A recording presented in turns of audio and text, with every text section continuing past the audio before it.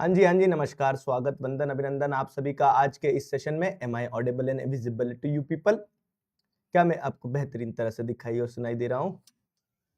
Good evening everyone, good evening, good evening, good evening, नमस्कार, स्वागत, वंदन और अभिनंदन।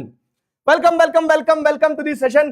गाइस, आज फाइनली ठंड लग गई है। ये क्या हो रहा है भाई? इस पे 5:30 क्यों दिखा रहे हैं? आओ इधर घूम के जरा। ये अच्छा, बैक कर देता हूँ ना इसको। हाँ, कुछ तो हो गया गड़बड़। बस, तो आज फाइनली ठंड लग गई है, तो मुझे ऐसा तो लग रहा है कि अब वो ठंड कहीं बुखार में ना कन्वर्ट हो जाए, इसलिए मैं सोचा कि 3 सीन में मिस्टर बीन बन जाओ, चुपचाप स्वेटर पहन लो। तो welcome everyone to the class. आज है हमारे पास chapter water resources. Water resources पे अपन सीधे कूदी लगाएंगे। उससे पहले ये बताओ मुझे जरा, मेरी आवाज आपको सुनाई दे रही है और मैं आपको दिखाई दे रहा हूं, नहीं दे रहा हूं? Welcome everyone, welcome to the session. शुरू करें? क्या है आज कहानी? आज है पानी की कहानी। पानी की कहानी बोले तो वाटर रिसोर्सेज वाला जो अपना चैप्टर है, प्यारा चैप्टर, मजेदार चैप्टर। जैसे आपने ज्योग्राफी के 2 चैप्टर पढ़े अभी तक, हमने इन जनरल रिसोर्स क्या होते हैं वो समझा, लैंड और सॉइल वगैरह रिसोर्सेज के टर्म्स में देख लिया। फिर हमने बात करी किस चीज की? फिर हमने बात करी कि किस चीज की बात करी अपन ने? Forest and wild life resources की। ठीक है, तो फॉरेस्ट और वाइल्ड लाइफ कैसे हमारे लिए एक रिसोर्स हो सकते हैं वो चीज समझी। और फॉरेस्ट और वाइल्ड लाइफ रिसोर्सेज को पढ़ने के बाद में अब हम आ गए वाटर को एज ए रिसोर्स समझने के लिए, कि पानी भी जो है ना, जल ही जीवन है, जो बोलते थे हमारे बड़े बुजुर्ग। तो जल जीवन कैसे है, जल जीवन मिशन क्या है, जल के साथ में कौन कौन से चैलेंजेस जुड़े हैं, roof top rain water harvesting, drainage, और क्या बोलते हैं ड्रेनेज तो 9th में, जो बड़े बड़े वाटर रिजर्वायर्स वगैरह बनते हैं उसके पॉजिटिव नेगेटिव सब कुछ, एंशिएंट हाइड्रोलिक स्ट्रक्चर्स, सब कुछ इस चैप्टर में पढ़ने वाले हैं। तो before we move into this, let us check once more कि मैं दिखाई सुनाई दे रहा हूं। बताओ, दिखाई सुनाई तो दे रहा हूं ना तुम्हें? आवाज आ रही है ना? चलो चलो भाई, भैया मुझे भी जैकेट दे दो, आ जाओ। टीचर बनोगे? टीचर बनेगा? टीचर वाला सुनेगा, पढ़ाना पड़ता है। अगर तुम इसका भी बैकलॉग बना रहे हो ना, तो मेरे लाल, ये अभय जो अपन क्रैश कोर्स लेके आए थे इसलिए लाए थे कि बैकलॉग ना बने तुम्हारा। और तुम अगर इसका भी बैकलॉग बना रहे हो तो फिर चमगादड़ बना दूं तुम्हें मैं। चलो ठीक ठीक ठीक,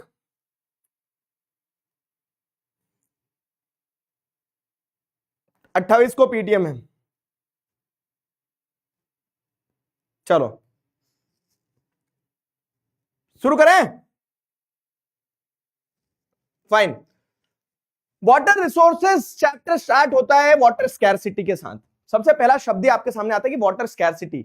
what do you understand by water scarcity? Water scarcity से तुम्हें समझ क्या आता है? वाटर स्कैरसिटी से, इस वर्ड से तुम्हें समझ क्या आता है? तो वाटर स्कैरसिटी इज बेसिकली पानी की कमी होना, है ना? पानी की कमी होने को ही वाटर स्कैरसिटी बोलते हैं। पानी की कमी क्यों है? तो पानी की कमी हो सकती है क्वालिटेटिव एस्पेक्ट में, क्वांटिटेटिव एस्पेक्ट में, टेम्पोरल एस्पेक्ट में, सीजनल एस्पेक्ट में। अभी तुम्हें मैंने बहुत डिटेल में चीजें बता दी, इतना एग्जाम में पूछा नहीं जाएगा, लेकिन मैं समझा रहा हूं कि कभी कभी हो सकता है कि जैसे गर्मियों में पानी की कमी देखने को मिलती है, तो वो सीजनल वाटर स्कैरसिटी होती है।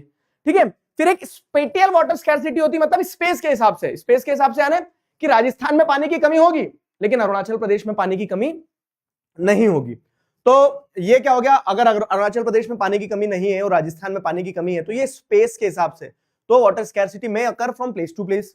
Water scarcity may occur in terms of quality.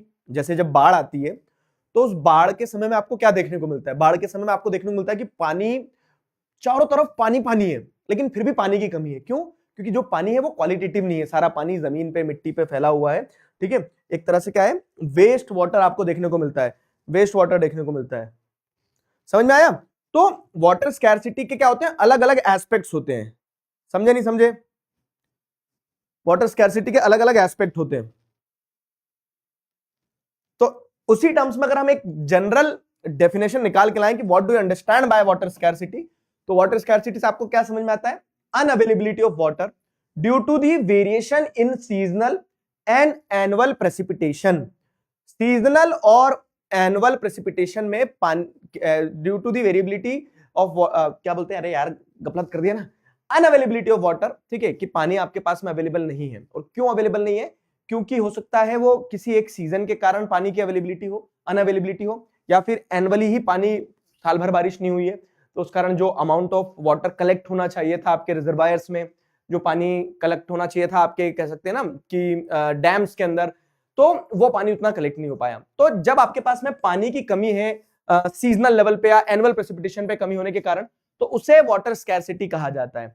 And water scarcity is caused by multiple factors. और ये कमी क्यों होगी पानी की? वाटर स्कैरसिटी का टर्म समझ में आया? अब टर्म समझ में आया तो ये देखते हैं कि पानी की कमी होने के मल्टीपल कारण। एक तो बारिश हुई नहीं तो पानी, मतलब आपके पास पैसे की कमी क्यों है? एक उदाहरण दे रहा हूं मैं, तो हो सकता है कि आपके पास पैसा था ही नहीं, अब था ही नहीं तो कमी रहेगा ना। लेकिन अगर था पैसा और आपने खर्च कर दिया तो भी पैसा कम हो सकता है, समझे? तो over exploitation is also one reason, कि पानी की कमी ओवर एक्सप्लॉयटेशन के कारण भी हो सकती है। स्कैरसिटी मतलब किसी चीज की कमी होना, और पानी की कमी, वाटर स्कैरसिटी मतलब पानी की कमी होना। तो पानी की कमी क्यों हो सकती है? क्योंकि आपने ओवर एक्सप्लॉयटेशन किया वाटर रिसोर्सेज का। नदियां थी तो नदियों को हमने क्या कर दिया? नाला बना दिया। Yamuna is a classical example of this. साथ ही साथ एक्सेसिव यूज, तो आप क्या करें? शर्मा जी क्या हाल है, गाड़ी धो रहे हैं, पानी बहाया जा रहा है। तो आप एक्सेसिव यूज कर रहे हो, वेस्टेज कर रहे हो पानी का। Excessive use, unequal access to water among different social groups. पानी की कमी, देखो मैं एक चीज बताऊं ना, जो अपन ने चैप्टर 1 में पढ़ा था एक स्टेटमेंट कि we have sufficient to satisfy our needs but not to satisfy our greeds. हम अपनी ग्रीड्स को सेटिस्फाई नहीं कर सकते, कभी भी लालच को सेटिस्फाई नहीं कर सकते हो। पानी पर्याप्त मात्रा में था, मोर देन सफिशिएंट अमाउंट में पानी है भी, लेकिन होता क्या है, वो अनइक्वली डिस्ट्रीब्यूटेड है। एक होटल में, एक 5 स्टार होटल में एक व्यक्ति जहां स्टे करता है, उसके लिए कई 100 लीटर पानी जो रहता है एक रूम में रहता है, वो वेस्ट करता है पानी। जकूजी में नहा रहे हैं, बढ़िया, ठीक है। लेकिन वहीं अगर आप देखोगे एट द सेम टाइम आपको क्या देखने को मिलता है कि एक गरीब व्यक्ति 20 लीटर पानी अगर मिल जाता तो मतलब 20 लीटर पानी में उसको उसका दिन निकालना पड़ता है। तो पानी की कमी इसलिए भी है क्योंकि किसी के पास है और किसी के पास नहीं है। तो unequal access to water among different social group is also one reason of water scarcity. तो ये सारे पॉइंट्स आपको ध्यान रखना है कि इन कारणों से वाटर स्कैरसिटी हो सकती है। समझ में आया? So these are the causes of water scarcity. अब where is then water scarcity likely to occur? तो इन्हीं कारणों से आपको देखने को मिलता है कि पानी की कमी आपको इन जगह पे देखने को मिलेगी। तो ध्यान रखना, क्वेश्चन बनता है what do you understand by water scarcity and what are the causes for it. तो कॉजेज में ये पॉइंट भी लिखोगे आप कि वाटर स्कैरसिटी, पानी की कमी होने के पीछे और मल्टीपल रीजंस है, इंक्रीजिंग पॉपुलेशन, अनइरिगेटेड इरिगेशन, और मल्टीपल रीजंस है जो हम आपको बताएंगे।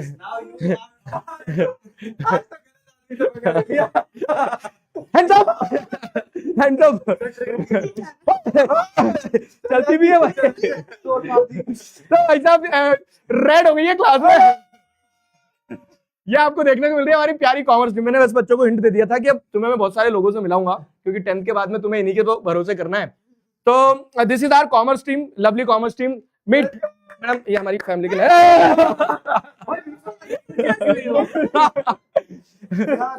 नाम क्या रखा है?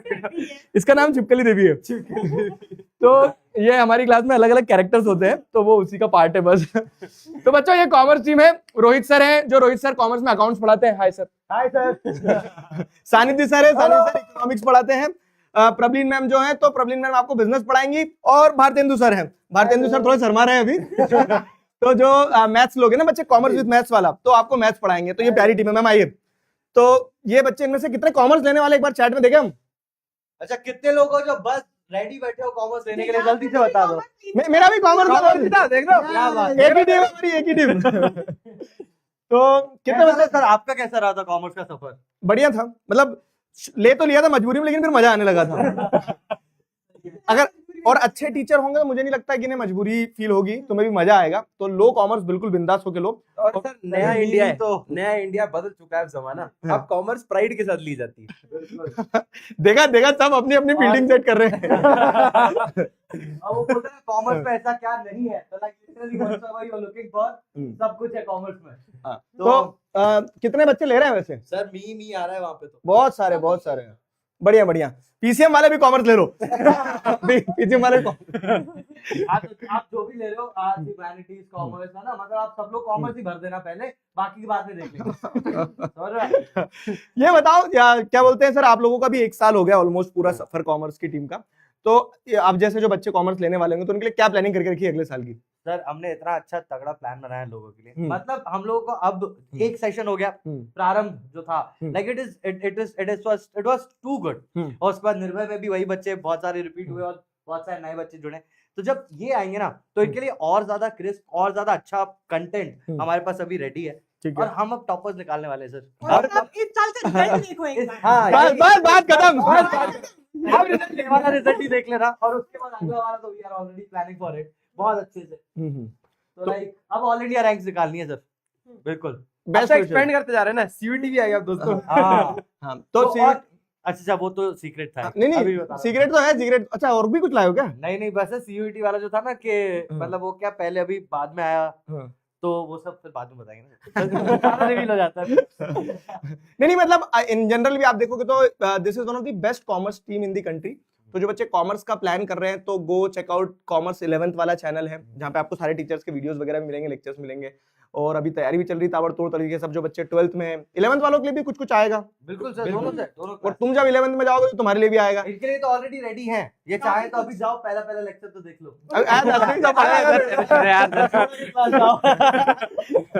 दसवीं तो पढ़ लो, अपने फॉलोअर्स बढ़ाने हैं 10 के चीज। इनकी बोर्ड है यार, इस साल अच्छे से पढ़ लो, फिर अगले साल आने ही है हमारे पास। नहीं मतलब सारी टीम यहाँ पे आई है ना, उसका ऑब्जेक्टिव बस ये था कि एक बार आपसे इंट्रोड्यूस हो जाएं। तो ये सारे टीचर्स हैं और जो आपको मजे से कॉमर्स पढ़ाने वाले, तो जो बच्चे कॉमर्स ले रहे हैं चिंता मत करना, आगे जो आप सीए का सोच रहे हैं, सीएस का सोच रहे हैं, जो भी सोच रहे हैं ना कॉमर्स वाली फील्ड में, तो आपका बेस सॉलिड बन जाएगा। और उस चीज को चेक करने के लिए आप जा सकते हो 11th कॉमर्स वाले चैनल पे और देख सकते हो नेक्स्ट टॉपर्स 11। हाँ। और कॉमर्स से रिलेटेड जैसे बहुत लोगों को डाउट होता है ना कि इसमें ऑप्शन क्या है, बेटा ऑप्शन तो इतने ज्यादा है जैसे किसी और फील्ड में नहीं है।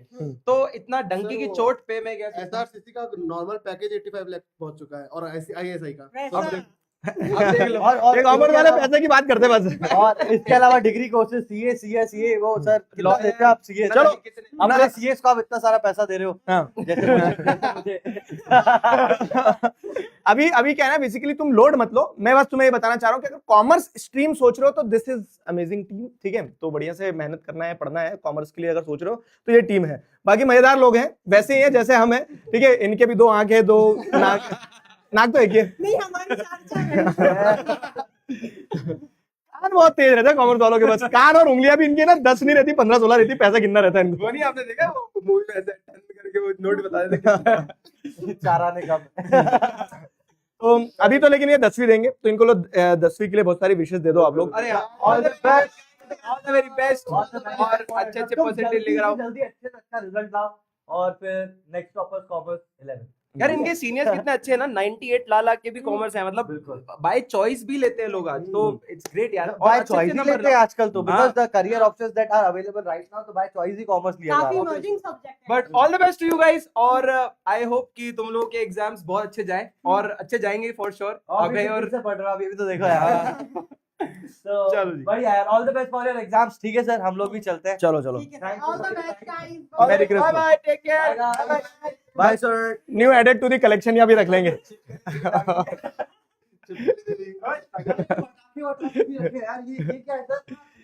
ये सर अंदर असला बारूद रखना पड़ता है। अब चिगारा भाई की क्लास में आए हो तो गाइस, ये तो बड़ी, इसका नाम भी रखना पड़ेगा कुछ सर, ये तो ड्रैगन टाइप दिख रही है। डालो गोली, आज बंदूक गोली में ले जाता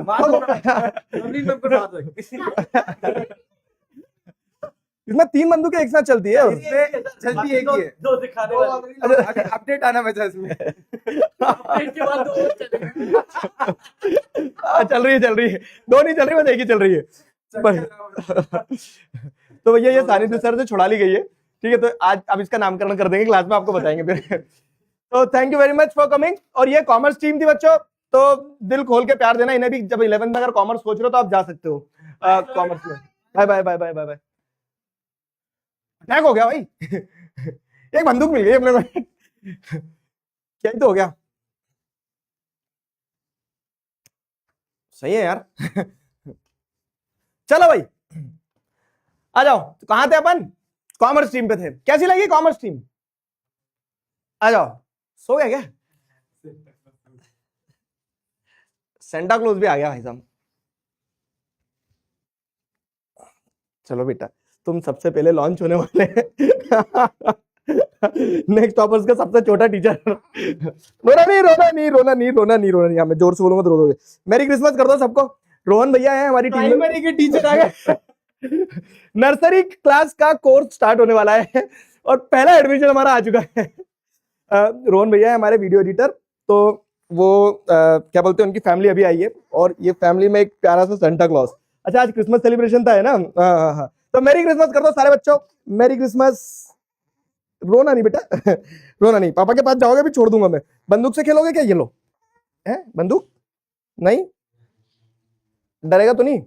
छिपकली नहीं छिपकली भी नहीं चाहिए उसको। तो मैरी क्रिसमस कर दो सारे बच्चों को, मैरी क्रिसमस।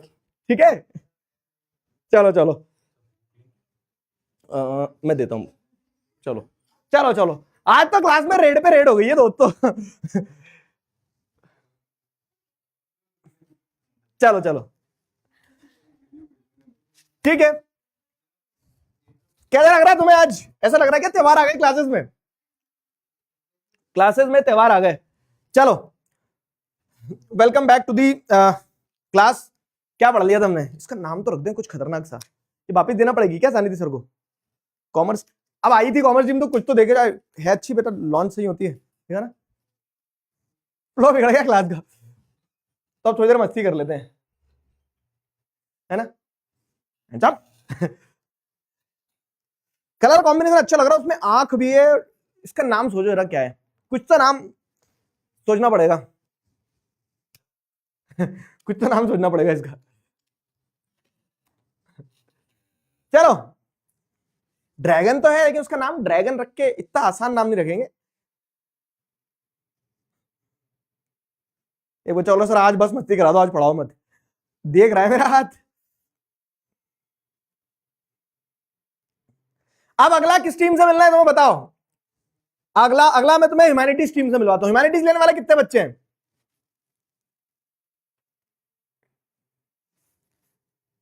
ह्यूमैनिटीज लेने वाले कितने बच्चे हैं?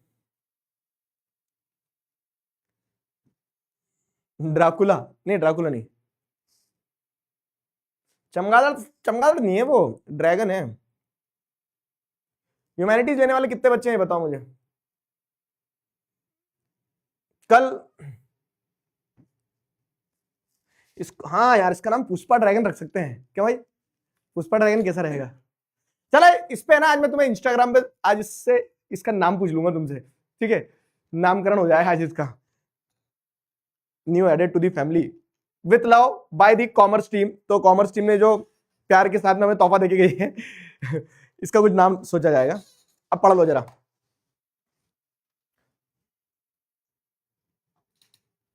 बिल्लू बदमाश रख दो सर इसका नाम। बिल्लू बदमाश, बिल्लू बदमाश नहीं रखेंगे, बिल्लू बदमाश बिल्ले का रखेंगे किसी।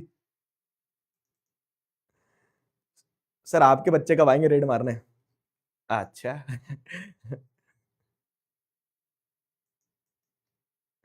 उसके लिए मुझे पहले रेड मारना पड़ेगी, शादी करना पड़ेगी ना। आ जाओ, चलो शुरू करें वापिस।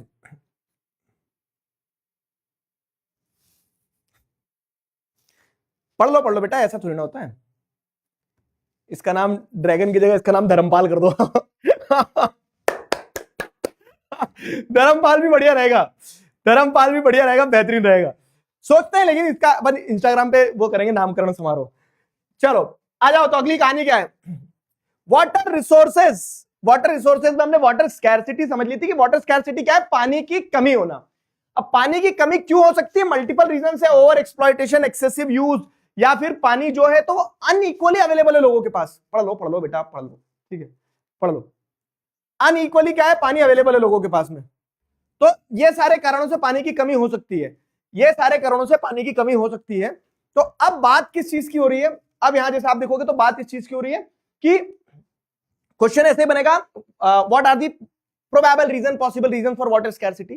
तो आप ये तो लिखोगे कि वाटर स्कैरसिटी इसलिए होती है क्योंकि ओवर एक्सप्लॉयटेशन है, एक्सेसिव यूज है, unequal access to water resources है। और वो क्यों है? क्योंकि इंक्रीजिंग पॉपुलेशन, जब पॉपुलेशन बढ़ेगी तो there will be higher demands for water. And अब दिखती बात है कि जब पानी सबको चाहिए, जल ही जीवन है ना, तो पानी सबको चाहिए, लेकिन सबको पानी अवेलेबल नहीं होगा। जिनके पास जो सक्षम होंगे अपना कुआं खुदवा लेंगे, अपना ट्यूबवेल लगवा लेंगे, तो उनके पास तो पानी ऐसे मिल जाएगा। लेकिन जो सक्षम नहीं होंगे, ठीक है, जो कैपेबल नहीं होंगे, उनके पास पानी नहीं होगा। तो बढ़ती population will demand more water resources, but not everyone will get water resources, तो अनइक्वल वाटर रिसोर्सेज रहेंगे। ठीक है, ये हो गया इरिगेटेड एग्रीकल्चर। अब क्या होता है ना कि वाटर स्कैरसिटी का एक कारण ये भी कि जो इरिगेशन होता है खेती के समय, जब पानी देते हैं फसलों को, तो उस पानी देने के चक्कर में क्या होता है ना, जो सबसे ज्यादा पानी का कंजम्पशन ही कहां होता है? एग्रीकल्चर में। जब आप फसल को लगाते हो तो ऐसा तो नहीं कि फसल लगा दी और फसल उग जाओ। फसल उगने के लिए क्या होता है? फसल उगने के लिए आपको देखने को मिलता है कि फसल उगने के लिए बहुत ज्यादा वो करना पड़ती है, क्या बोल सकते हैं, अलग अलग टाइम पीरियड पे आपको अलग अलग रिसोर्सेज लगाना पड़ते हैं उसमें। जैसे सनलाइट भी चाहिए, वाटर रिसोर्सेज भी चाहिए, मतलब पानी भी देना है, खाद भी देना है, तब जाके फसल उगेगी। तो वो चीजें, इंटेंसिव इंडस्ट्रियलाइजेशन जो है, इरिगेटेड एग्रीकल्चर जो है, उसमें भी पानी का यूज होता है और सबसे ज्यादा यूज होता है। इस कारण से पानी की कमी भी होती है। ठीक है, फिर क्या है? इंडस्ट्रियलाइजेशन। जब इंडस्ट्रीज वगैरह लगाई जाती है तो इंडस्ट्रीज को ऑपरेट करने के लिए, मशीनरीज को कूल डाउन करने के लिए, मशीनरीज को चलाने के लिए, धोने के लिए, ठीक है, पानी लगता है। तो apart from being heavy user of water also requires power to run them. और इंडस्ट्रीज को चलाने के लिए बिजली चाहिए रहती है। बिजली कहां से बनती है? बिजली भी तो पानी से बनती है। तो इन सारे कारणों से क्या होता है? इन सारे कारणों से आपको देखने को मिलता है कि पानी की कमी होती है। साथ ही साथ क्या है? अर्बनाइजेशन। जैसे जैसे शहरीकरण होंगे, शहर बनेंगे ना बड़े बड़े, तो बड़े बड़े जब शहर बनेंगे तो देखो क्या होता है ना, गांव में वाटर रिसोर्सेज के ऊपर क्रंच कम रहेगा, प्रेशर कम रहेगा। लेकिन जब शहर बनेंगे तो ध्यान रखना इस चीज को कि शहरों में पानी ज्यादा लगता है। क्यों? क्योंकि कम डेंसिटी ऑफ पॉपुलेशन ज्यादा है, तो कम एरिया में ज्यादा लोग रह रहे हैं, तो ज्यादा लोग वहां से वाटर रिसोर्सेज को पंप आउट करेंगे। ठीक है, तो अर्बनाइजेशन जो है, तो अर्बनाइजेशन के चलते भी देयर इज मतलब due to urbanisation, growing cities and dense population increases water and energy use, worsening the problem. तो ये सारे कारण है जिन कारणों से वाटर स्कैरसिटी होती है। कारण समझ में आया वाटर स्कैरसिटी की? तो ये तो समस्या होगी, समाधान पे फोकस करना पड़ेगा ना। और इन्हीं सारे कारणों से आपको क्या देखने को मिलता है कि वाटर की क्वांटिटी में कमी होती है। तो वाटर स्कैरसिटी या फिर क्वांटिटेटिव टर्म्स में, कि पानी की जो मात्रा है ना, क्वांटिटी जो है, उसमें आपको कमी देखने को मिलेगी। इन कारणों से वाटर स्कैरसिटी होगी। कल छुट्टी है ना, कल तो ज्यादा पढ़ेंगे बच्चे। आज इतना स्माइल क्यों कर रहा हूं? कुछ तो बात है। आज मेरी क्लास में कितने सारे लोग आ गए थे ना आज हमारी क्लास में एक नया आदमी आ गया, और ये लो, नए कैरेक्टर का नाम ढूंढना है अपने को बस।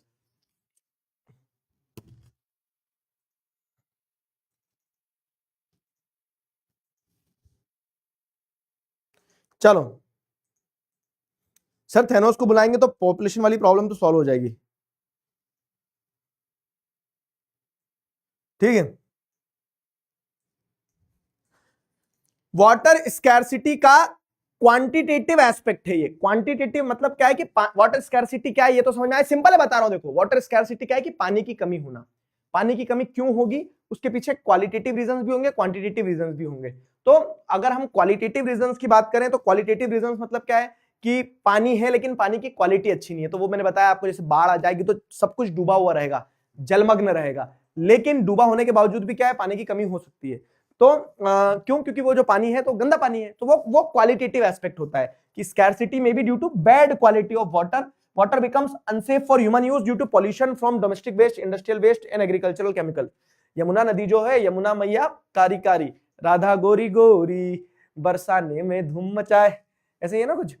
तो जैसे यमुना जी जो है, तो यमुना जी में पानी है लेकिन वो पानी जो है वो पीने योग्य नहीं बचा। क्यों? क्योंकि इतना इंडस्ट्रीज ने उसमें क्या कर दिया, अपना वेस्ट डंप कर दिया, और कह सकते हैं कि केमिकल्स मिला दिया, ये सारा सब कुछ कर दिया, तो वो पानी पीने योग्य नहीं बचा। तो व्हाट आई मीन टू से कि पानी की कमी क्वालिटेटिव एस्पेक्ट पे भी हो सकती है कि पानी है लेकिन पानी सही क्वालिटी में नहीं है। ठीक है, तो वो क्वालिटेटिव एस्पेक्ट होता है, वो क्वालिटेटिव एस्पेक्ट हो गया पानी का। और quantitative aspect of water scarcity क्या है कि पानी की कमी है, क्वांटिटी में ही कमी है, due to increasing population, due to agricultural use, intensive industrialisation, urbanisation, और इन्हीं सभी कारणों से क्या होता है, पानी का ओवर एक्सप्लॉयटेशन, एक्सेसिव यूज और अनइक्वल एक्सेस टू वाटर होता है, जिसके चलते पानी की कमी आपको देखने को मिलती है। समझ में आई मेरी बात? ये वाला एस्पेक्ट समझ में आया? यस और नो, जल्दी बताओ। ठीक है, क्लियर हुआ?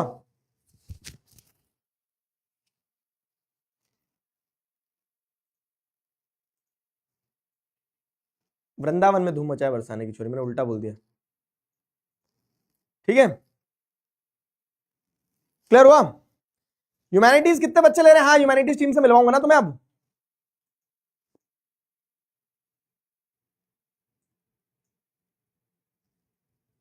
चलो, और मैं तुम्हें बता रहा हूं, ऐसा नहीं है कि हमारी टीम है इसके लिए मैं बोल रहा हूं, आई जेन्युइनली मीन इट, कि ये लोग बहुत मेहनत करते हैं, रेगुलर क्लासेस लेते हैं और बहुत मजा आएगा तुम्हें। बिल्कुल सारे टीचर्स वैसे ही जैसे हम हैं, क्यों? क्योंकि हम और ये एक साथ ही तो रहते हैं, एक साथ एक ऑफिस में मिलना, बात करना, हंसी मजाक, ये सारा सब कुछ, तो you will feel the same warmth. तो निश्चिंत रहना जो बच्चे कॉमर्स ले रहे हैं आगे जाके, ठीक है। शर्त ये है कि अच्छे से पढ़ना, 11th 12th में आपकी फाउंडेशन को स्ट्रांग बनाना। ये स्ट्रांग फाउंडेशन जो है तुम्हें आगे जाके बेनिफिट देगी किस चीज के लिए, कि आप जो भी सीए कर रहे हो, सीएस कर रहे हो, या फिर आईपी मैट वगैरह जो भी एग्जाम दे रहे हो, उस एग्जाम में आपको एक स्ट्रांग बेस चाहिए रहेगा। ठीक है,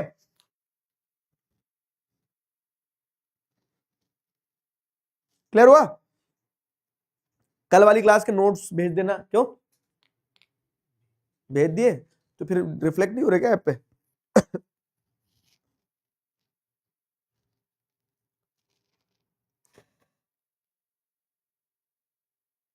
ठीक है, चलो, ह्यूमैनिटीज टीम से फिर साइंस टीम से भी मिलवाऊंगा, चिंता मत करो, साइंस टीम से मिलवाऊंगा, एक एक करके मिलवाएंगे। ठीक है,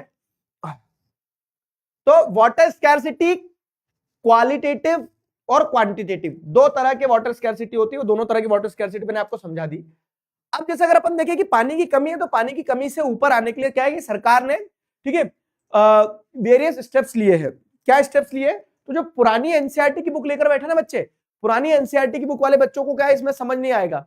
क्यों? क्योंकि पुरानी एनसीईआरटी में ये आपको दिए ही नहीं है, लेकिन नई एनसीईआरटी की किताबों में, मतलब जो लेटेस्ट एडिशन है नई एनसीईआरटी के, उनमें आपको मिल जाएगा। तो water scarcity is a reality, पानी की कमी है, क्वालिटेटिव एस्पेक्ट पे भी और क्वांटिटेटिव एस्पेक्ट पे भी पानी की कमी है। तो उस पानी की कमी को ओवरकम कैसे किया जाए? पानी की कमी को ओवरकम करने के लिए क्या ना, सरकार ने कुछ कदम उठाए, जैसे अटल भूजल योजना। अटल भूजल योजना, भूजल, भू मतलब भूमि, जमीन, जल मतलब पानी। तो जो अंडरग्राउंड वाटर है ना, अंडरग्राउंड वाटर के लिए एक ये स्कीम लाए गए। तो it is a government scheme to save ground water. क्योंकि हुआ क्या है ना, पानी की कमी ऐसे ही हो रही है कि हमने जो जमीन के अंदर पानी था, उस पानी को ड्रिल करके, बोरवेल करके, कुएं खोद खोद के पानी को बाहर निकाल लिया, और वो वाटर टेबल धीरे धीरे क्या होता जा रहा है, विद टाइम वो वाटर टेबल डिक्लाइन होते जा रहा है। ठीक है, तो अटल भूजल योजना जो है, तो it is a government scheme to save ground water. Ground water को बचाने के लिए ये एक गवर्नमेंट स्कीम है, अटल भूजल योजना। ठीक है, this is being implemented in 8,220 water stressed gram panchayat across 80 districts in 7 states. तो 7 स्टेट जहां पे पानी की भीषण कमी है, उन 7 स्टेट्स में 80 डिस्ट्रिक्ट्स के अंदर 8,220 विलेजेस के अंदर, ग्राम पंचायत के अंदर ये स्कीम को इंप्लीमेंट किया जा रहा है। और स्टेट्स कौन कौन से? तो Gujarat, Haryana, Karnataka, Madhya Pradesh, Maharashtra, Rajasthan, Uttar Pradesh. These states have about 37% of India's overused और क्रिटिकल ग्राउंड वाटर ब्लॉक्स। ठीक है, ये वो स्टेट्स हैं जिन स्टेट्स में आपको क्या देखने को मिल रहा है कि ये वो स्टेट्स है जहां पे बहुत क्रिटिकल तरीके से पानी की कमी है। ठीक है, these states have about 37% of India's overused और क्रिटिकल ग्राउंड वाटर ब्लॉक्स। मतलब यहाँ पे या तो पानी के वाटर रिसोर्सेज को इस्तेमाल कर लिया गया है बहुत ज्यादा, ठीक है, ग्राउंड वाटर टेबल बहुत ज्यादा डिप्लीट हो गया है। तो इन स्टेट्स में पानी को बचाना, ग्राउंड वाटर टेबल को बचाना बहुत इंपॉर्टेंट है, और उसी चीज को रिस्टोर करने के लिए अटल भूजल योजना इंट्रोड्यूस की गई है। द मेन एम, और जैसे अगर सवाल आता है मान लो अटल भूजल योजना पे, तो आपको ध्यान रखना है कि इस स्कीम का मेन ऑब्जेक्टिव, मेन एम क्या है? Main aim is to change people's behaviour from just using water to saving and managing it wisely. ठीक है, कि पानी को सिर्फ इस्तेमाल नहीं करना है, उस पानी को प्रॉपर तरीके से सेव करना है, मैनेज करना है। लोगों के अंदर एक माइंडसेट चेंज लाना है, इस क्या बोल सकते हैं स्कीम का मेन ऑब्जेक्टिव है। अटल भूजल योजना हो गई। वैसे ही क्या है जल जीवन मिशन। अब जल जीवन मिशन में भी क्या ये एक स्कीम है जिसमें क्या है ना कि गांव गांव तक पाइप्ड ड्रिंकिंग वाटर पहुंचाने का ऑब्जेक्टिव उठाया गया है, ठीक है। तो this is a scheme to provide piped water to rural households, ensure 55 litre per person per day. तो पूरे गांव में एक जाल बिछाया गया है वाटर पाइपलाइन का, ठीक है, वाटर पाइपलाइन का। और वाटर पाइपलाइन के लिए मतलब फिर क्या है, फिर ऐसे वाटर टैंक्स बनाए गए और उन वाटर टैंक से क्या होता है, ये इंश्योर किया जाता है कि हर एक नल में 55 लीटर पानी पर पर्सन के हिसाब से पर डे सप्लाई किया जा सके, ठीक है। Maintain a long term water supply by ensuring functionality of tap water connection. तो टैप वाटर कनेक्शन देने का प्रयास किया है, जिससे क्या है कि सबके घरों तक पानी पहुंच सके, ठीक है। टेप वाटर कनेक्शन देने का प्रयास किया गया है जिससे सबके घरों तक पानी को पहुंचाया जा सके। एक फंक्शनल टेप वाटर जो है वो लाने का इसमें कह सकते हैं ना कि ऑब्जेक्टिव है इस स्कीम का। क्या है स्कीम का नाम? जल जीवन मिशन। तो जल जीवन मिशन में गांव गांव तक पोर्टेबल टैप वाटर पहुंचाना है, और अटल भूजल योजना ये जो स्कीम है इसमें ग्राउंड वाटर टेबल को बचाना है, कंजर्व करना है। दोनों स्कीम समझ में आई?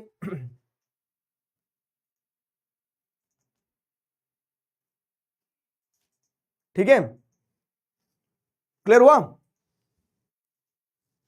क्लियर हुआ?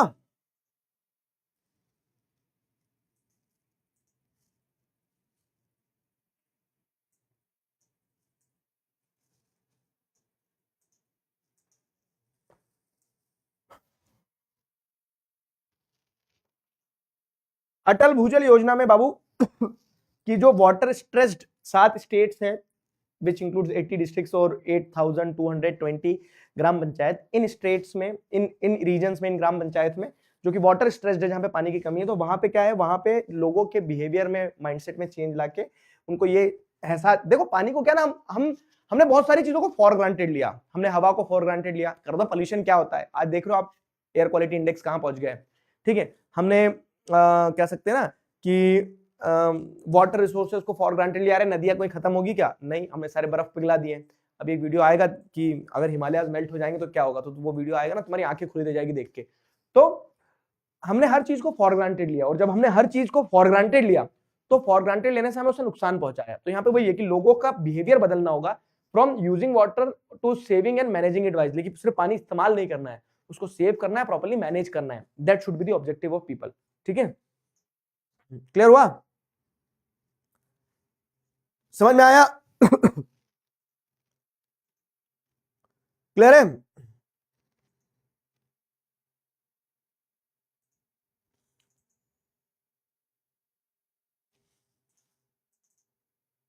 क्लियर हुआ?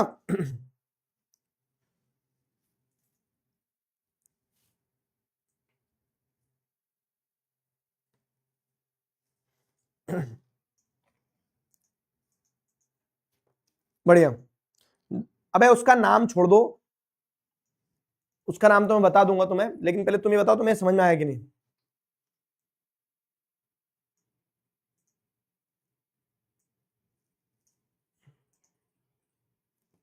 How to become CEO of Next Toppers. मेरी नौकरी को खाने पे तो लाए भाई। पढ़ाई लिखाई कर ले।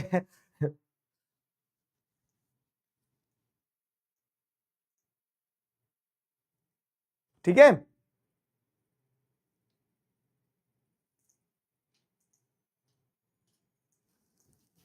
चलो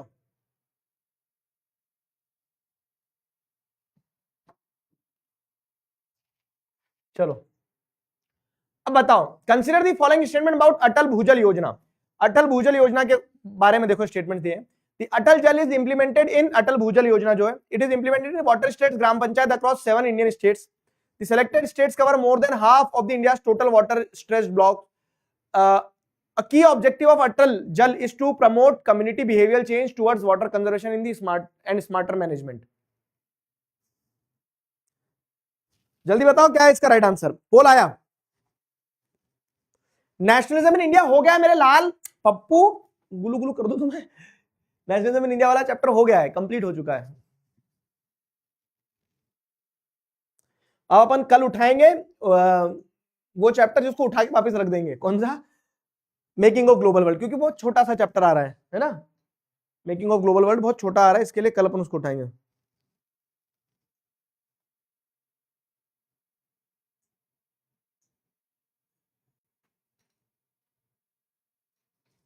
ठीक है,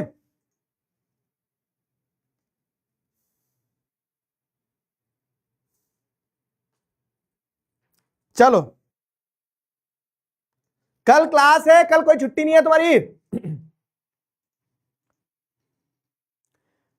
बढ़िया, 41% बच्चों ने ही सही आंसर दिया मात्र। बाबू देखो, सेकंड वाला गलत है। क्यों गलत है? The selected states cover more than half of the India total water state. नहीं, ये जो सेलेक्टेड स्टेट्स है ये 37%। 37% is not more than half, ठीक है। 37% of the water stressed areas जो है उनमें लोगों के अंदर बिहेवियर चेंज लाने की बात हुई है। आगे आ जाओ। तो हमने ये देख लिया कि वाटर स्कैरसिटी है, वाटर स्कैरसिटी के कारण है, सरकार ने कदम भी उठाए, ठीक है। ये सारी चीजें देख ली अपन ने। एक पॉइंट रह गया शायद अपना यहाँ पे, ठीक है। Why do we need to conserve water? देखो, तो ये तो समझ में आ गया कि वाटर स्कैरसिटी और अब हम पानी को बचाना है। क्यों बचाना है? क्योंकि अगर पानी नहीं बचाओगे ना तो हम क्या करेंगे, हम बहुत सारी समस्याओं से जूझेंगे, क्योंकि पानी से ही सारी समस्याएं शुरू होती है और खत्म होती है। अगर पानी, जैसे मेरे मौसाजी हैं, वो क्या बोलते हैं? बोलते पानी पियो, बीमार हो रहे हो पानी पियो, अच्छा नहीं लग रहा, सिर दुख रहा, पानी पियो। हर चीज पे पानी पिलाओ। समझ नहीं आया तब, लेकिन फिर समझ में आया क्यों पानी पीना जरूरी। पता है, पानी पीना इसलिए जरूरी है क्योंकि पानी पीते रहोगे, हाइड्रेटेड रहोगे, तो आधी से ज्यादा समस्या आपकी समाप्त हो जाएगी। तो it helps to protect us from health problems. पानी जो है, वाटर कंजर्वेशन इसलिए जरूरी क्योंकि जल है तो हमारा जीवन सुरक्षित है। Water conservation ensures food security. अगर आप क्या बोलते हैं, पानी पियोगे तो पानी रहेगा आपके पास में तभी खाना हो पाएगा, क्योंकि फसल बिना पानी के तो ग्रो होगी नहीं। फिर क्या, it supports livelihoods and productive activities. Water जो है, तो water very essential for promoting livelihood and essential productive activities. आप चाहे इंसान को देख लो, जानवर को देख लो, पशु को देख लो, पक्षी को देख लो, सबको पानी की जरूरत है ना, सबको पानी की जरूरत है। It prevents damage to natural ecosystem. और वाटर रहता है, जैसे देखो ना, जहां जल रहता है वहां हरियाली रहती है, वहां संपन्नता रहती है, वहां खेती अच्छी होती है, वहां पे पेड़ पौधे सब कुछ मिलेगा। तो पूरा नेचुरल इकोसिस्टम जो है वो वाटर के ऊपर डिपेंडेंट है। तो this is the reason why water is very essential, ठीक है। Water conservation is very essential, ठीक। चलो आगे बढ़ते हैं। आगे क्या है? Multipurpose river projects and integrated water resource management. ये क्या है? Multipurpose river projects and integrated water resource management. ये एक मजेदार टॉपिक है, अब इसको समझना अच्छे से।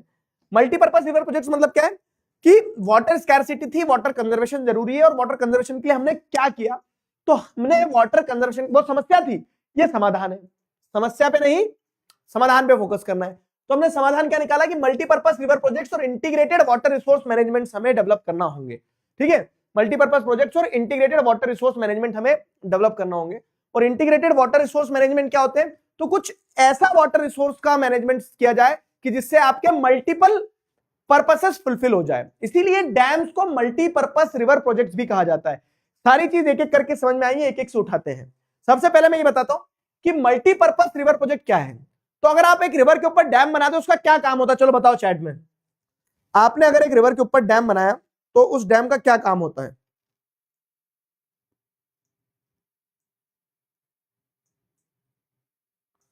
साक्षी कुमारी, देखो एक चीज बता रहा हूं, बहुत सारे बच्चे ऐसा बोलते हैं कि आप मेरा सवाल नहीं ले रहे हो, मेरे को जवाब नहीं दे रहे हो, ये वो। तो एक लिमिटेशन ये रहती है कि अब इतने सारे बच्चे हैं, तो इतने सारे बच्चों में कभी कभी ऐसा होता है कि कुछ बच्चों के क्वेश्चन दिख जाते हैं, कुछ बच्चों के नहीं दिख पाते हैं।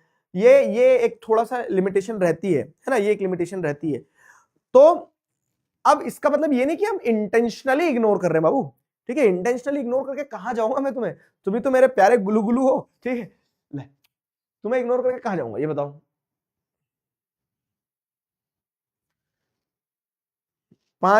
4 AM वाली क्लास भी ले लो, ना लूंगा ना लूंगा ना लूंगा। जाओ पढ़ो चुपचाप, अभी इधर ध्यान दो। Commerce plus maths is better और commerce plus entrepreneurship is better. ये जो तुम्हारे सारे सवालों के जवाब है, अभी 10वीं दे लो अच्छे से, और 10वीं के बाद में आपको एक चैनल सब्सक्राइब करना होगा हमारा नेक्स्ट टॉपर्स क्लास 11th वाला, ठीक है। तो तुम्हारी सारी समस्याओं का समाधान वहां भी मिलेगा तुम्हें। कौन सी स्ट्रीम लेना है, कैसे करना है, क्या करना है, ये हर चीज बताएंगे हमारी टीचर। टीम बता दी ना तुम्हें, कैपेबल टीम है, बेहतरीन टीम है, बहुत मजा आएगा पढ़ने में, तो निश्चिंत रहो। हाइड्रो इलेक्ट्रिसिटी के लिए डैम बनाया जाता है, ठीक है। बिजली देना, सर ड्रैगन और छिपकली देवी की शादी करवा दो। अब मैं पीट दूंगा।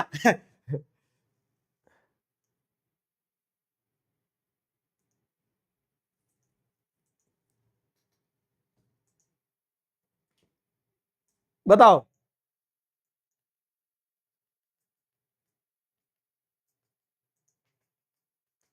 बताओ बताओ।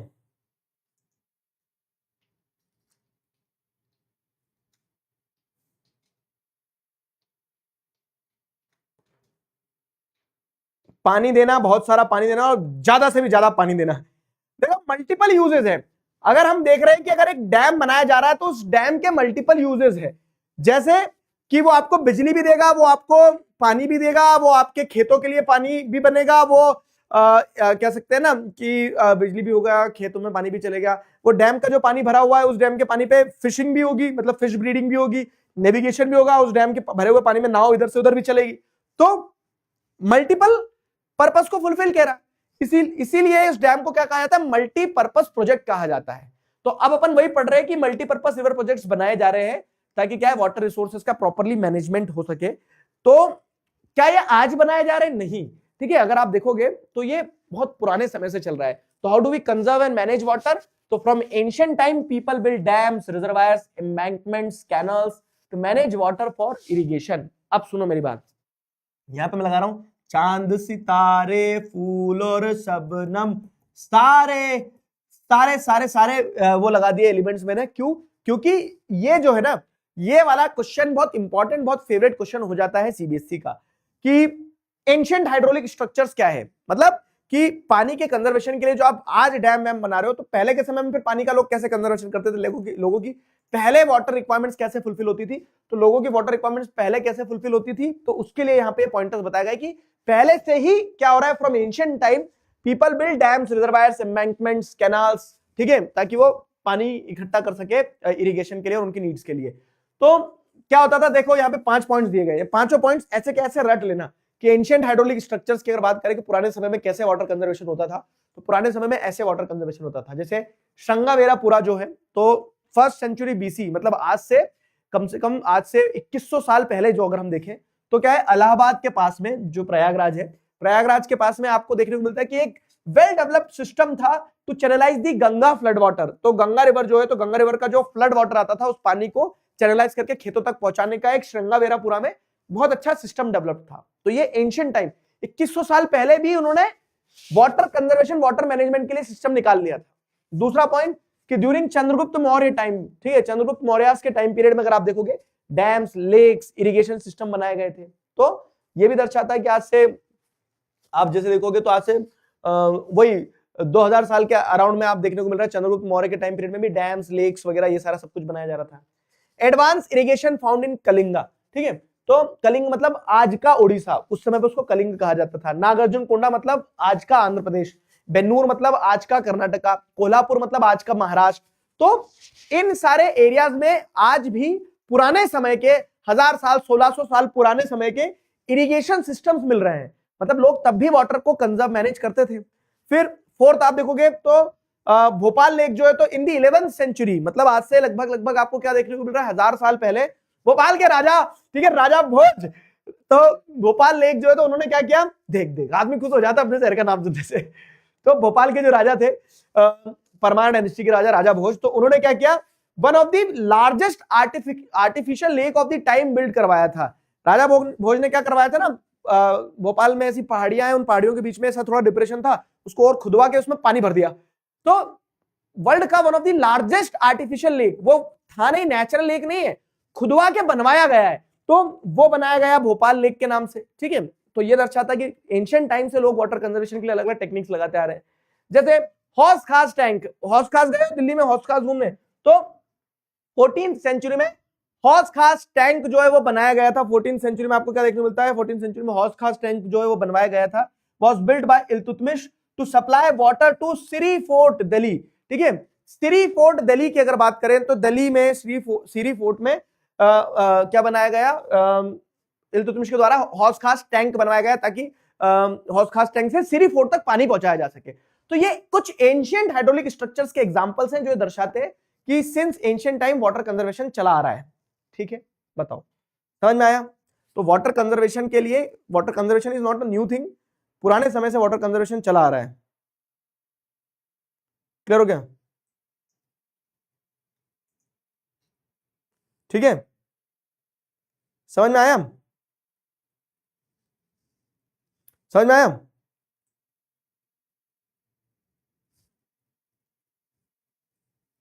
क्लियर हुआ?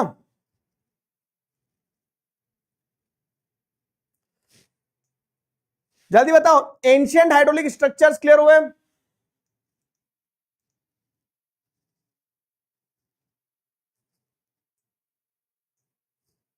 ठीक है,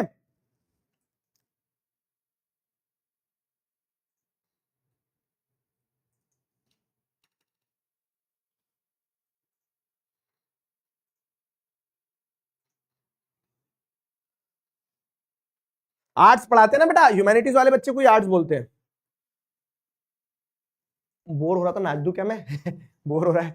ये अलग क्वेश्चन सीधा बनता है, एंशियंट हाइड्रोलिक स्ट्रक्चर, पांचों पॉइंट ध्यान रहेगा।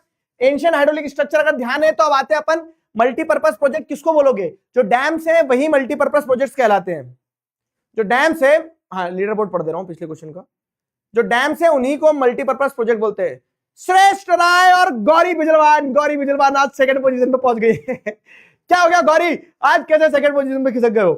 तो श्रेष्ठ राय, गौरी बिजलवान, निशा मीना, नितिन केसरी, यश नारायण, अनितेश, पीयूष, बंटू, रुद्र ठाकुर और ओलिविया।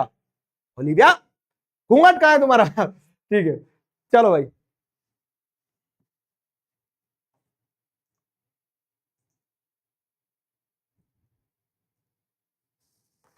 क्लियर हुआ ना?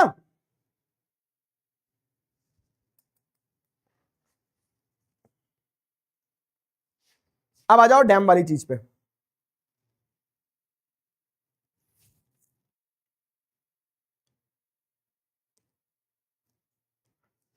डैम वाटर को सेव करने के लिए बनाए जाते हैं ना सर? हाँ, बनाया तो इसलिए जाते, लेकिन पानी पता नहीं क्यों उसमें सेव नहीं हो पाता, उल्टा दिक्कतें भी होती है। तो दिक्कतें क्या अभी बताऊंगा। यहां तक क्लियर है?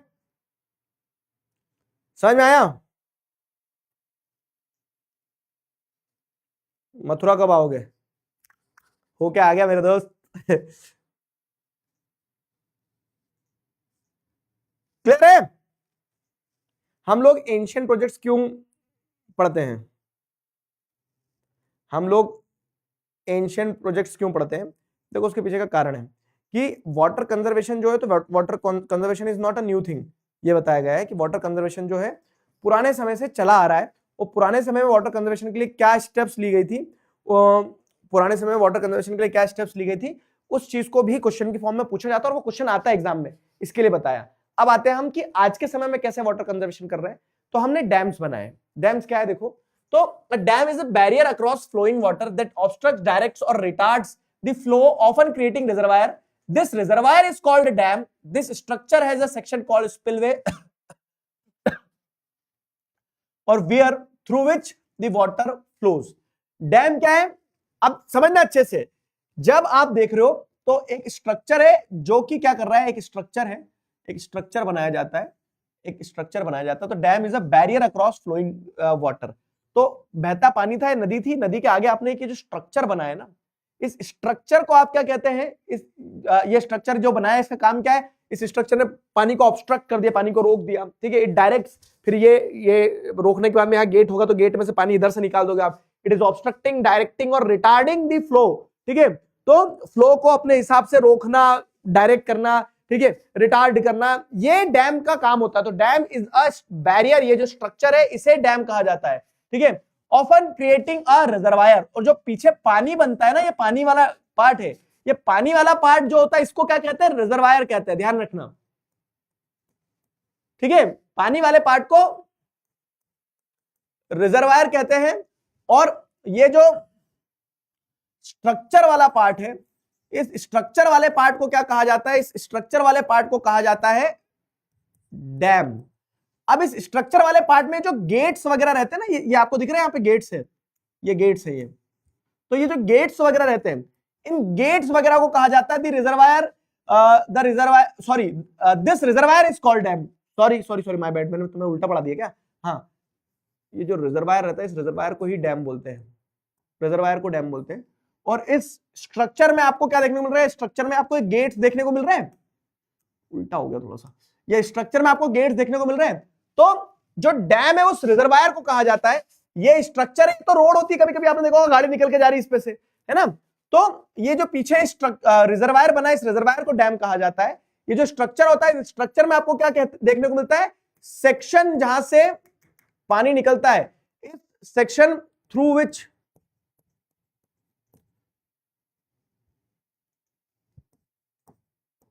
Section through which water flows, वो सेक्शन जहां से पानी बह के जाता है, उस सेक्शन को अपन क्या कहते हैं? उस सेक्शन को अपन कहते हैं स्पिलवे। ठीक है, उस सेक्शन को कहा जाता है स्पिलवे। उस सेक्शन को कहा जाता है स्पिलवे, या फिर वियर भी कह लेते हैं, through which the water flows. तो ये पूरा पानी रोकने के लिए एक स्ट्रक्चर बनाएगा, उसके पीछे रिजर्वायर बना, उस रिजर्वायर को कहा जाता है डैम। और इस सेक्शन मतलब पूरे स्ट्रक्चर में सेक्शंस होते हैं, गैप्स होते हैं, जहां से पानी बह के निकलता है, पानी छोड़ते हैं जिसको बोलते हैं ना अपन, उसे क्या कहा जाता है? स्पिलवे या फिर वियर कहा जाता है। ठीक है, अब dams are classified according to their structure, intended purpose और हाइट। तो डैम को आप उसके स्ट्रक्चर के हिसाब से, ठीक है, उसके इंटेंडेड पर्पस के हिसाब से कि क्यों बनाया गया है, उसकी हाइट के हिसाब से अलग अलग तरह से क्लासिफाई कर सकते हैं। तो जैसे traditionally impounded rivers and rainwater that could be used later to irrigate agriculture fields. तो शुरुआत में डैम सिर्फ इसलिए बनाए जाते थे कि नदी को रोक दिया और रोक के जो पीछे पानी भरा है उस पानी को फिर आप क्या कर लो, खेती वेती के लिए यूज करो। तो ट्रेडिशनली डैम सिर्फ इसलिए बनाए जाते थे। ट्रेडिशनली रिवर्स और इंपाउंडेड, इंपाउंडेड मतलब पानी पीछे रोक के आपने पॉन्ड बना लिया, पानी को रोक लिया, इकट्ठा कर लिया। तो ट्रेडिशनली रिवर्स को रोका जाता था सिर्फ ताकि क्या कर सको आप, ताकि उसको बाद में इरिगेशन पर्पस से यूज कर सको। ठीक है, पानी जो इकट्ठा किया आपने।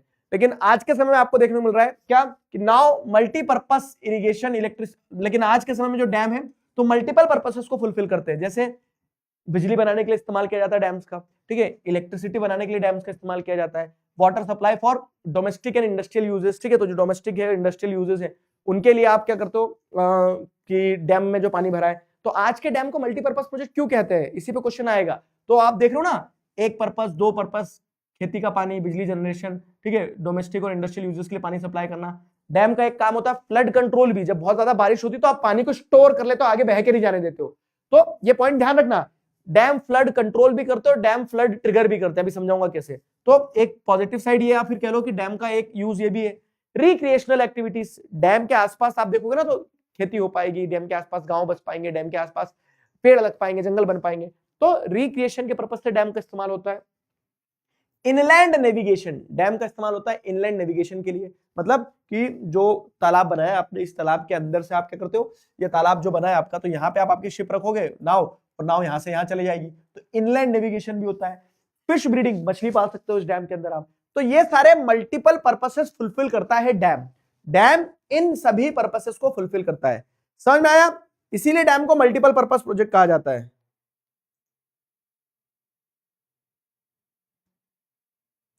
समझे? मैंने सारा क्रिस्प में लिख के चला था कि आप ये नोट्स जब रिवाइज करो तो आपको बहुत आसानी से रिवाइज हो जाए। रिजर्वायर को लेक बोलेंगे क्या? देखो, लेक के भी अलग अलग टाइप होते हैं, आप लेक कह सकते हो, लेकिन अभी हम डैम के पर्सपेक्टिव से पढ़ रहे हैं। तो डैम रोड को कहोगे क्या? डैम नहीं, जो पीछे पानी भरा है, रिजर्वायर जो बना है, उस रिजर्वायर को, जलाशय को डैम कहा जाएंगे। ठीक है,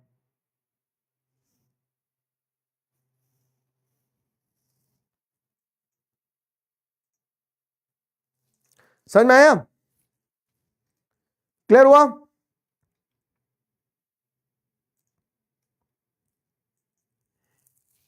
अबे उसके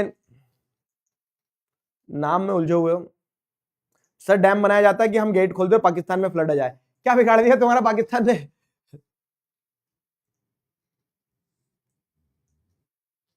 कमेंट सेक्शन खोल दूंगा, लेकिन पहले ये बताओ यहां तक समझ में आया कि नहीं। तो खुला है और कमेंट मुझे तुम्हारे सबके दिख रहे हैं। तो डैम क्या है? डैम को मल्टीपर्पस प्रोजेक्ट क्यों कहा जाता है? क्या मल्टीपल पर्पसेस को फुलफिल करता है डैम, है ना? अब डैम के कुछ पॉजिटिव साइड्स हैं। पॉजिटिव साइड से मतलब क्या कि डैम के कुछ फायदे हैं। क्या फायदे हैं भाई साहब डैम के? तो डैम के देखो ये फायदे हैं कि multipurpose project serves for variety of purposes, जो मैंने तुम्हें बताया, जैसे irrigation, electricity generation, flood control, fish breeding, inland navigation. एक एक शब्द समझ में आया कि डैम ये सारे पर्पसेस को फुलफिल करता है। ये इनको, अब अगर 5 नंबर का क्वेश्चन आ गया ना तो एक एक करके बताओगे कि डैम्स के पॉजिटिव साइड है कि मल्टीपर्पस प्रोजेक्ट जो मल्टीपल नीड्स को फुलफिल करता है। जैसे dams are used for irrigation purpose, कह सकते हैं reservoir stores the reservoir stores a lot of water and that stored water is used to irrigate crops in the fields through canal system। ठीक है, तो नहरों के थ्रू वो पानी पहुंचाया जाता है। फिर आप बोल सकते हो कि the impounded water is used by hydel power projects to create electricity. तो ऐसे एक एक पॉइंट को फिर एक्सप्लेन करते चलना। इलेक्ट्रिसिटी जनरेशन भी होता है। फ्लड कंट्रोल, तो आप बोल सकते हो during the intensive rainfall season excessive water is stored under the reservoir, और इस तरह से क्या है कि dams helps in controlling floods. तो एक एक पॉइंट को भी एक्सप्लेन कर सकते हो, और इन जनरल आप क्या कर सकते हो, ये भी बता सकते हो कि डैम मल्टीपर्पज प्रोजेक्ट क्यों है। अब एग्जांपल के तौर पे ये बताया गया, जैसे भाखरा नंगल डैम की बात करें तो भाखरा नंगल प्रोजेक्ट जो है, तो सतलज ब्यास रिवर जो है, ठीक है, सतलज ब्यास रिवर पे भाखरा नंगल प्रोजेक्ट बनाया गया है। तो water is being used for both hydel power generation, तो यहाँ पे बिजली भी बन रही है और इरिगेशन भी हो रहा है। तो ये मल्टीपल पर्पसेस को फुलफिल कर रहा है, ठीक है। डैम जो है यहाँ पे ऐसे मल्टीपल पर्पसेस को फुलफिल कर रहा है, समझे।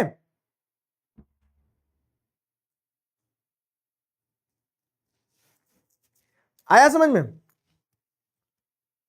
हीराकुंड प्रोजेक्ट जो है महानदी रिवर पे बनाया गया है, ये हीराकुंड की फोटो है। और irrigates conservation of water with flood control, ये तीन पर्पसेस को फुलफिल कर रहा है। इंटीग्रेटेड वाटर रिसोर्स मैनेजमेंट की अगर बात करें तो जैसे अगर आप देख रहे हैं कि डैम बनाने से क्या हो रहा है ना, आपका डेवलपमेंट दोनों रूरल एरियाज और अर्बन एरियाज दोनों एरियाज में होता है। और इसीलिए जवाहरलाल नेहरू ने डैम्स को पता है क्या बोला है, जवाहरलाल नेहरू ने डैम्स को टेम्पल्स ऑफ मॉडर्न इंडिया बोला है, कि मॉडर्न इंडिया में डैम्स जो है वो मल्टीपल पर्पसेस फुलफिल करेंगे। वो आपके रूरल एरिया की ग्रोथ में भी इंपॉर्टेंट रोल प्ले करेंगे और आपके अर्बन एरिया की ग्रोथ में भी इंपॉर्टेंट रोल प्ले करेंगे। कैसे? तो डैम से पानी जाएगा खेतों में तो गांव में विकास होगा, और डैम से ही पानी जाएगा कहां, शहरों में, तो शहर में भी विकास होगा। तो ऐसे डैम्स जो है टेम्पल्स ऑफ मॉडर्न इंडिया, की मॉडर्न इंडिया में शहर भी ग्रो होंगे, गांव भी ग्रो होंगे जब हमारे पास में डैम्स होंगे। तो ये डैम का पॉजिटिव साइड, डैम क्या है, ठीक है। वाई मल्टीपर्पज प्रोजेक्ट्स, किसी भी तरह से सवाल पूछा जाए तो बनना चाहिए। समझ में आया? अगर ये इस टॉपिक पे कहीं से भी सवाल आएगा तो कर लोगे? बताओ।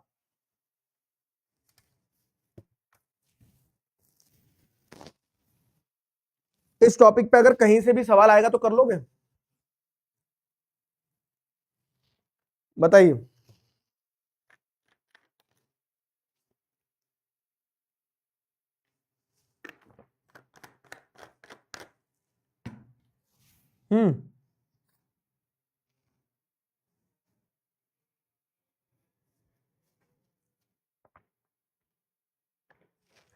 इनलैंड नेविगेशन का मतलब ये होता है बाबू, जैसे सुनो मेरी बात, इनलैंड नेविगेशन समझाता हूं। ये एक तालाब है पूरा, और रोड ऐसी बनी है, आपको ऐसे घूम के जाना पड़ेगा। रोड ऐसी बनी है ना, ये रोड ऐसी बनी है, आपको ऐसे घूम के जाना पड़ेगा। अब अगर मान लो आप यहां हो, अगर नाव चला दी जाए, यहां से नाव चलाओगे तो यहां ऐसे भी आ जाओगे आप। तो इनलैंड नेविगेशन मतलब क्या है कि जब आप इनलैंड नेविगेशन यानी कि इनलैंड वाटर बॉडी जो उसके ऊपर जब आप नेविगेट कर रहे हो, जब उसके ऊपर आप ट्रैवल कर रहे हो, तो इनलैंड नेविगेशन हो गया। और ओवरसीज नेविगेशन मतलब क्या है कि जब आप समुद्र के रास्ते एक देश से दूसरे देश जा रहे हो तो वो ओवरसीज नेविगेशन होता है। तो ये इनलैंड नेविगेशन है, समझे। अब ये तो हो गया इनलैंड नेविगेशन वाली चीज। अगला क्या था यार, एक और डाउट क्या पूछा था किसी बच्चे ने, इनलैंड नेविगेशन एक और चीज पूछी थी, एम्बैंकमेंट क्या होता है, एम्बैंकमेंट डैम्स क्या होते हैं। अरे छोटे छोटे चेक डैम्स देखे होंगे, जैसे नदी बह के जा रही है तो नदी के ऊपर लोग यहाँ करते हैं, यहाँ थोड़ा सा ऐसा उठा के ऊंचा वो एम्बैंकमेंट बना देते हैं सीमेंट का, कि पानी भरा रहे। जब ज्यादा पानी होगा तो उसके ऊपर से बह के निकल जाएगा। मेरी सर्दी ने नाक जाम कर दी है, ठीक है। अभी आया हूं सर, यहीं से देखना शुरू करूं। हाँ समझ में आ गया इनलैंड नेविगेशन?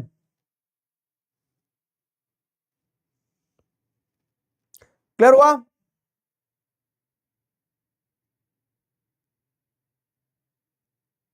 चलो, तो हमने ये तो अभी पॉजिटिव साइड देखा है डैम का, लेकिन डैम के कुछ नेगेटिव साइड्स भी हैं। और वो नेगेटिव साइड्स क्या है डैम के, देखो तो नेगेटिव्स ऑफ डैम अगर देखा जाए, नेगेटिव साइड ऑफ डैम देखा जाए, या फिर कह सकते हैं ना कि डैम्स जो हैं, तो in today's era dams are under a huge scrutiny मतलब कि लोग उसको क्रिटिसाइज कर रहे हैं, कितना पैसा लगाया डैम बनाए, लेकिन डैम से नुकसान है।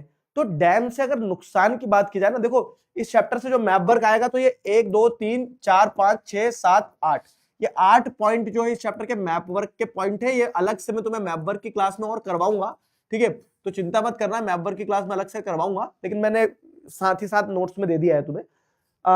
कमिंग बैक टू दिस, कि अगर जैसे आप देखोगे तो डैम्स बनाए, जवाहरलाल नेहरू ने डैम्स को क्या टेम्पल्स ऑफ मॉडर्न इंडिया बोला, इतना पैसा खर्च किया आपने डैम पे, लेकिन उसके बावजूद भी डैम में कुछ लिमिटेशंस रह गई है, ठीक है, डैम्स की कुछ लिमिटेशंस रह गई है, और उन्हीं लिमिटेशंस के चलते आपको क्या देखने को मिलता है कि कुछ नेगेटिव एस्पेक्ट ऑफ डैम आपको बताए गए हैं। और ये जो नेगेटिव एस्पेक्ट ऑफ डैम आपको बताए गए, ये नेगेटिव एस्पेक्ट ऑफ डैम क्या है उसको अपन पढ़ने वाले हैं, ठीक है, नेगेटिव एस्पेक्ट ऑफ डैम जो उसको अपन पढ़ने वाले हैं।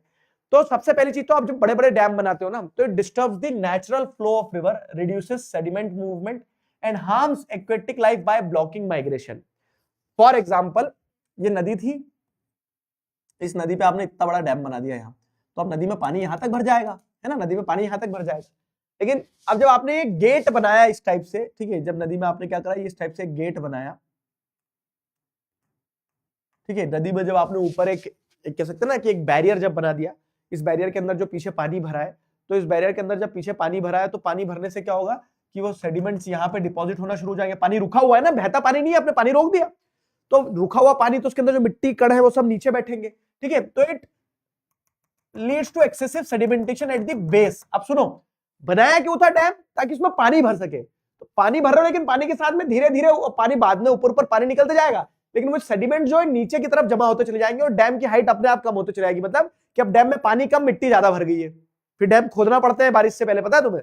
तो सेडिमेंटेशन हो रहा है, और साथ ही साथ क्या, ये सेडिमेंट जो यहां जमा हो रहा है, इसे यहां नहीं रहना था, ये सेडिमेंट्स है ना, मिट्टी के कण, ये मिट्टी के कण आगे जाना चाहिए थे, लेकिन अब डैम बना दिए तो मिट्टी के कण वहीं रुक गए। अब मिट्टी के कण जब वहीं रुक जाएंगे तो ये मिट्टी के कण आगे नहीं जा पाएंगे, तो आगे का जो रिवर बेड होगा, आगे की जो रिवर की रास्ता होगी, समझना, आगे की जो रिवर की रास्ता होगी वो क्या होगी, एकदम पथरीली होगी। क्यों? क्योंकि मिट्टी के कण तो यहीं रह गए पीछे, मिट्टी के कण पीछे रह गए, तो मिट्टी के कण पीछे रह जाने से क्या होगा कि आगे की जो रास्ता होगी वो पथरीली होगी, रॉकियर स्ट्रीम बेड हो जाएगा, ठीक है। अब वो क्या होगा, पथरीली जगह होगी, तो जैसे जो एक्वेटिक एनिमल्स हैं, जैसे वो हो गया कछुआ, ठीक है, मछली हो गई, कछुआ हो गया, तो ये क्या है, बड़े से सॉफ्ट से जानवर होते हैं बेचारे।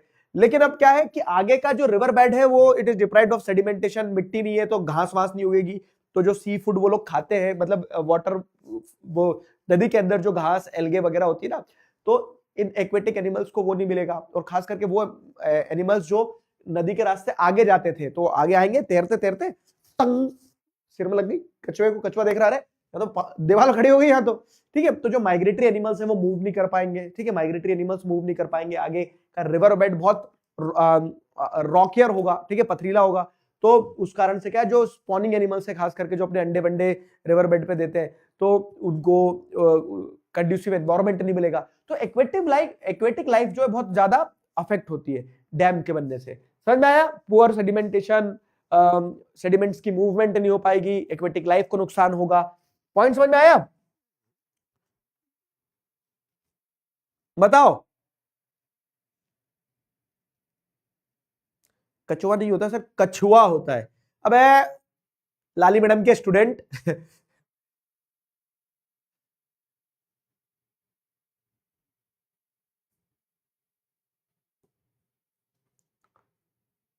बताओ।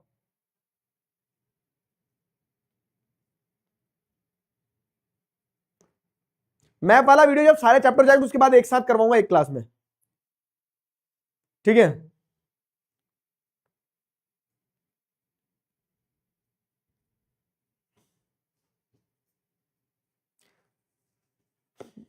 छिपकली देवी क्या है सर, एक्वेटिक एनिमल है क्या? नहीं नहीं, एक्वेटिक एनिमल थोड़ी, छिपकली पानी में थोड़ी रहती है, छिपकली दीवारों पे चिपकी रहती है, जैसे अब यहाँ चिपकी हुई है दीवार पे,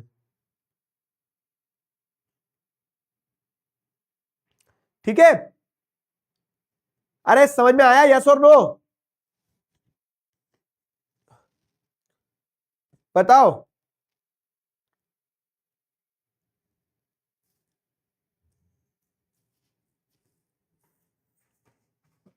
तो अब जैसे आगे बढ़े अपन यहां से, तो आगे बढ़ने पे क्या होता है, submerge vegetation and soil in flood plains. अब क्या होता है कि अब जब डैम बनाया, तो अब जब डैम बनाओगे तो इधर पूरा रिजर्वायर बनेगा, ऐसा मानते हो? अब जब पूरा रिजर्वायर बनेगा तो यहां पे जो पेड़ था, यहां पे जो घर था, ठीक है, यहां पे जो जानवर था, जानवर, हाँ ठीक है, तो इन सब का क्या होगा भाई साहब, ये सब डूब जाएंगे। तो submerge vegetation and soil in flood plains, तो जहां डैम बनता है, डैम का पानी जहां जहां बोल सकते हैं ना कि कैचमेंट एरिया जहां जहां जाएगा, डैम का पानी जहां जहां जाएगा, वहां का सारा वेजिटेशन हो गया, वहां का सॉइल हो गया, वो सब कुछ डूबने लगेगा डैम के अंदर में, leading to decomposition and environmental degradation. ठीक है, तो इन्वायरमेंटल डिग्रेडेशन होगा, डिकम्पोजिशन होगा, इन्वायरमेंट जो है वो नुकसान होगा ना उसको, डिकम्पोजिशन, चीजें सब डूब जाएगी। मैं बता रहा हूं तुम्हें, देखो मेरे दादाजी जो थे, तो इनफैक्ट मेरे पिताजी, मेरा जन्म भी एक डैम है इंदिरा सागर परियोजना मध्य प्रदेश में, तो वहां पे जब ये डैम बना तो इस इंदिरा सागर परियोजना के चलते क्या है, इंदिरा गांधी ने उस डैम को वो किया था, शिलान्यास किया था, फिर डैम बन के कंप्लीट हुआ। ईयर 2002 में हमारे गांव खाली करवा दिए गए थे, सब डूब गया। तो आज कभी एक दो बार जैसे हम गए, वहां पे एक वो है,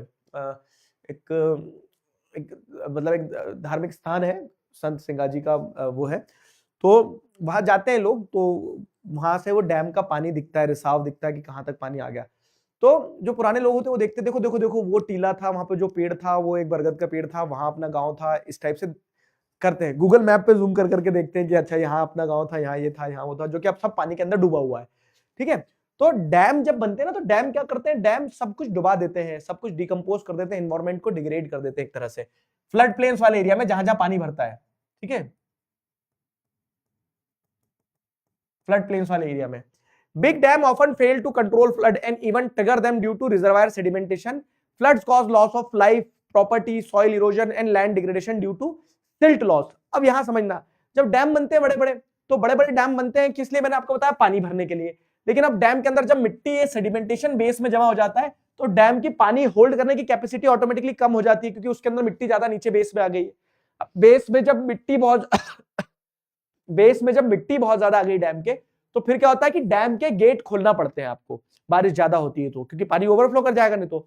और जब आप डैम के गेट्स को खोलते हो, स्पिलवे को खोलते हो ना, तो आगे पानी बहुत तेजी से निकलता है, बारिश हो रही है और आपने डैम के गेट भी खोल दिए, तो जो डैम फ्लड कंट्रोल करने के लिए बनाए थे, वही डैम फ्लड को ट्रिगर भी करते हैं, क्योंकि बारिश ज्यादा होने के कारण बाहर वैसे ही नदी में पानी है, आपने डैम के गेट्स खोल दिए तो और ज्यादा बारिश आ जाएगी, और ज्यादा पानी भर जाएगा, and this flood causes loss of life, property, soil erosion and land degradation due to silt loss। ठीक है, और जब ये पानी छोड़ा जाएगा डैम से, तो सारी मिट्टी को भाग ले जाएगा, जमीन को काट के ले जाएगा, जमीन का कटाव होता है, ये सारी समस्याएं आपको देखने को मिलेगी। ठीक है, ये सारी समस्याएं आपको देखने को मिलेगी।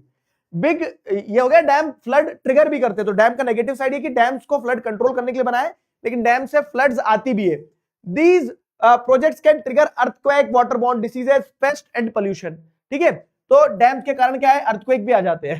कैसी बात करते हो सर, मैं बता रहा हूं तुम्हें कि एक जमीन थी, ये जमीन नेचुरली जमीन थी बस, लेकिन जब आप इसको ऊपर यहाँ डैम बना दोगे तो यहाँ पूरे में पानी भर जाएगा। अब पानी भर जाएगा और अगर मान लो नीचे फॉल्ट लाइन है, यहाँ की नीचे की जमीन कमजोर है, तो वो पानी के प्रेशर के कारण क्या अर्थक्वेक भी आ सकता है। तो dams can trigger earthquake, waterborne diseases, ठहरा हुआ पानी है, दूरदर्शन पे ऐड आता था, ठहरा हुआ पानी में मच्छर पनपने की संभावनाएं ज्यादा रहती है, और यही मच्छर डेंगू मलेरिया जैसी बीमारियों का कारण बनते हैं, तो वाटरबॉर्न डिसीजेज हो जाती है। ठीक है, पेस्ट एंड पोल्यूशन आपको देखने को मिलता है कि वही डेंगू मलेरिया के मच्छर निकलेंगे, वहां से सारा सब कुछ होगा।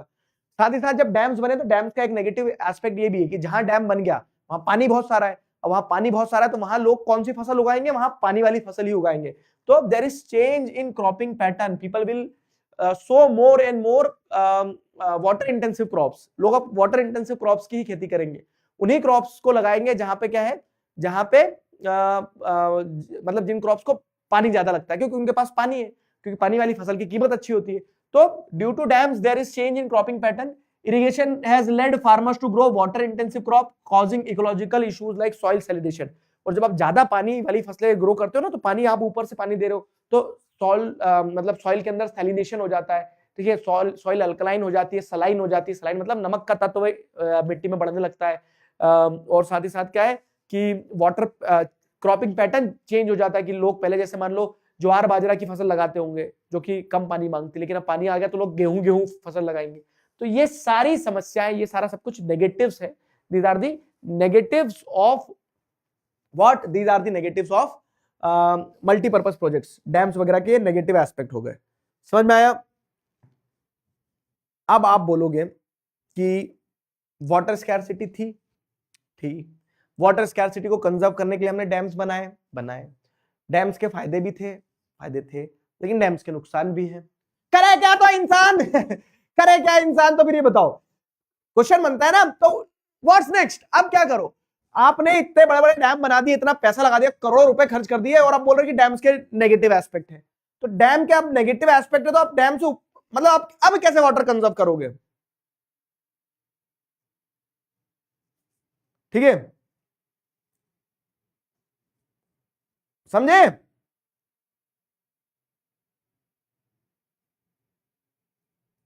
क्लियर हुआ?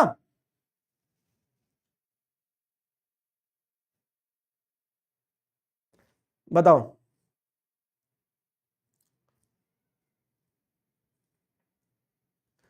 आदमी क्या ना, नेचर के साथ तो आदमी का ऐसा नेचर है, आदमी का नेचर के साथ बड़ा गंदा नेचर है।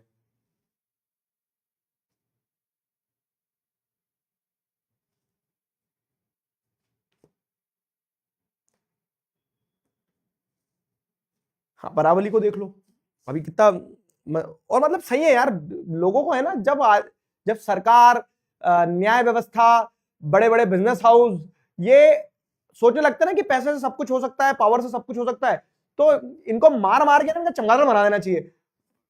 इट इज वेरी एसेंशियल कि people should participate in democracy, otherwise democracy को तो क्या है ना, डेमोक्रेसी का कोई डी ले जाएगा, कोई ओ ले जाएगा, कोई एम ले जाएगा और बेच देंगे डेमोक्रेसी को भी। तो जनता को जागरूक होना होगा, अगर कुछ सही है तो सही है, गलत है तो गलत है, और ये बहुत एसेंशियल है। क्योंकि जब क्या होगा ना, अभी तुम नाजीदम वाला चैप्टर पढ़ोगे कल, अगर आप सोचोगे कि why should I have concern, Aravalli कोई मेरी थोड़ी ना है, तो अगर ऐसे सभी सोचने लगे ना, तो एक दिन सब कुछ खत्म हो जाएगा, और जब तुम्हारे ऊपर आएंगे तो तुम्हारे बचाने भी कोई नहीं आएगा।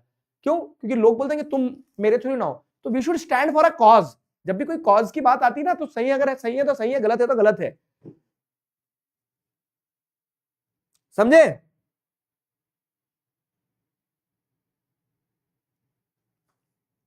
चलो आगे बढ़ते हैं।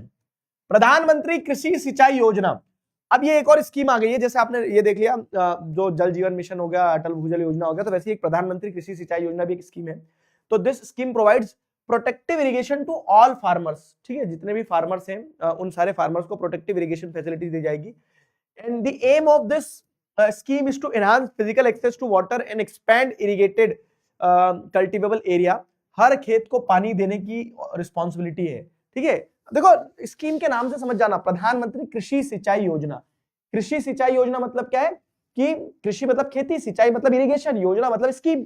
तो इरिगेशन के लिए मतलब लैंड, जो एग्रीकल्चरल लैंड है उसको इरिगेट करने के लिए एक स्कीम लाए गए, जिसके चलते क्या है कि सारे किसानों को इरिगेशन फैसिलिटीज दी जाए, और ऐसी दी जाए कि पानी का सही यूटिलाइजेशन हो, हर खेत को पानी।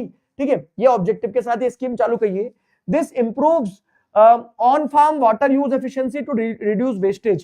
पानी के वेस्टेज को खत्म करना है, पानी के वेस्टेज को कम करना है, तो उसके लिए ऑन फार्म वाटर यूजेस जो है उसको क्या किया जाए, बेटर किया जाए, उस चीज पे फोकस किया गया है। This improves on farm water use efficiency to reduce wastage of water. ठीक है, पानी का जो वेस्टेज हो रहा है उस पानी के वेस्टेज को रोका जाए, बचाया जाए। ठीक है, ऑन फार्म कैसे? Promotes irrigation and water saving technologies. जैसे अलग अलग ऑब्जेक्टिव, हर खेत को पानी मतलब क्या कि बेटर इरिगेशन फैसिलिटीज पहुंचे। पर ड्रॉप मोर क्रॉप मतलब क्या है कि ड्रिप इरिगेशन सिस्टम हो जाए, स्प्रिंकलर्स वगैरह का इस्तेमाल किया जाए, ऐसे तरीके से क्या किया जाए, ऐसे तरीके से फसलों को पानी दिया जाए। तो this promotes irrigation and water saving technologies, पर ड्रॉप मोर क्रॉप, और इस तरह की चीजों पे फोकस किया जाए। Encourages sustainable water conservation practices. ये जो प्रधानमंत्री कृषि सिंचाई योजना है, ये सस्टेनेबल वाटर कंजर्वेशन प्रैक्टिसेस को एनकरेज करती है कि पानी इस तरह से यूज करो कि आगे आने वाली जनरेशन के लिए भी बचा रहे, ग्राउंड वाटर टेबल डिप्लीट ना हो जाए, वो कहानी है। ठीक है, सरदार सरोवर डैम, जैसे एक एग्जांपल दिया गया कि सरदार सरोवर डैम एक डैम बनाया जा रहा था तो नर्मदा रिवर पे, और बन गया, अब तो बन के रेडी है। ठीक है, गुजरात में, तो जो कि 4 स्टेट्स को कवर कर रहा है, महाराष्ट्र, मध्य प्रदेश, गुजरात और राजस्थान को, मतलब इन स्टेट्स को पानी पहुंचाएगा, इफेक्ट करेगा, ये सारी चीजें। तो this makes drought prone area nearly drought proof with assured water supply. लेकिन 4 राज्यों तक पानी पहुंचने के बावजूद भी इस डैम का बहुत बड़े स्केल पे क्रिटिसिज्म हुआ, और इस डैम ने इंडिपेंडेंस के बाद से बनने तक में सबसे ज्यादा समय लिया इस डैम ने। क्यों इतना समय लिया इस डैम ने बनने में, पता है? क्योंकि ये डैम जब बनाया जा रहा था, तो इस डैम को बनाए जाने के कारण बहुत सारे ट्राइबल डिस्ट्रिक्ट्स में बहुत सारे नेचुरल फॉरेस्ट वगैरह जो है इनको डुबा दिया गया है। ठीक है, आज उन सारे स्टेट्स में, सारे डिस्ट्रिक्ट्स में, जैसे मध्य प्रदेश का झाबुआ है, वहां पे सब कुछ जलमग्न हो गया, सब कुछ पानी में डूब गया, तो उसका लंबे समय तक प्रोटेस्ट चला था। तो अब ये वाला जो पार्ट है आपको यही दर्शाने के लिए बताया गया है कि कैसे डैम्स जो है आज के समय में एक वाइबल अल्टरनेटिव नहीं लगा, क्योंकि पॉजिटिव साइड है उसका तो उसका नेगेटिव साइड भी है, ठीक है, पॉजिटिव साइड है तो उसका एक नेगेटिव साइड भी है, समझ में आया। ड्रॉट के बाद क्या क्या भी उल्टी बातें करते हो।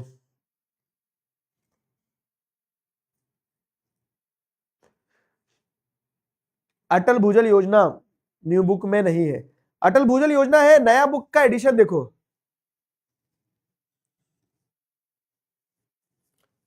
सिमरनप्रीत बाबू एक बार सपोर्ट टीम के साथ कनेक्ट करके देखो, ऑलमोस्ट सारे बच्चों को हमने ब्रह्मास्त्र डिलीवर करवा दिया है, आपका कहां रह गया एक बार जानकारी करो।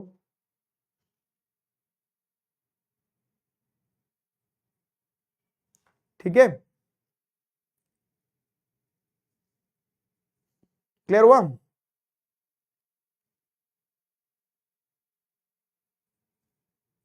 इतने हाई वाटर फ्लो में डैम कैसे बनते हैं, गुड क्वेश्चन। ऐसा नहीं है, पता है रिवर को वो थोड़ा उधर मोड़ते हैं तब तक इधर बनाते हैं डैम, फिर क्या है रिवर का वो जो पार्ट था उसको वापस इधर करके इधर के गेट से रिवर का पानी निकालते हैं, फिर आगे बनाते हैं डैम। तो एक डैम बनता हुआ कंस्ट्रक्शन होते हुए कभी देखना तुम्हें बड़ा मजा आएगा कि कैसे टेक्निक के साथ, ठीक है, बनाया जाता है। चलो तो इस सवाल का जवाब दो, match the column 1 with column 2, Sardar Sarovar dam, Salal dam, Gandhi Sagar dam, कौन सा डैम किस रिवर पे है। जैसे तुम्हें अभी दो का तो मैंने एग्जांपल दे दिया, सरदार सरोवर का तुरंत अभी दिया था।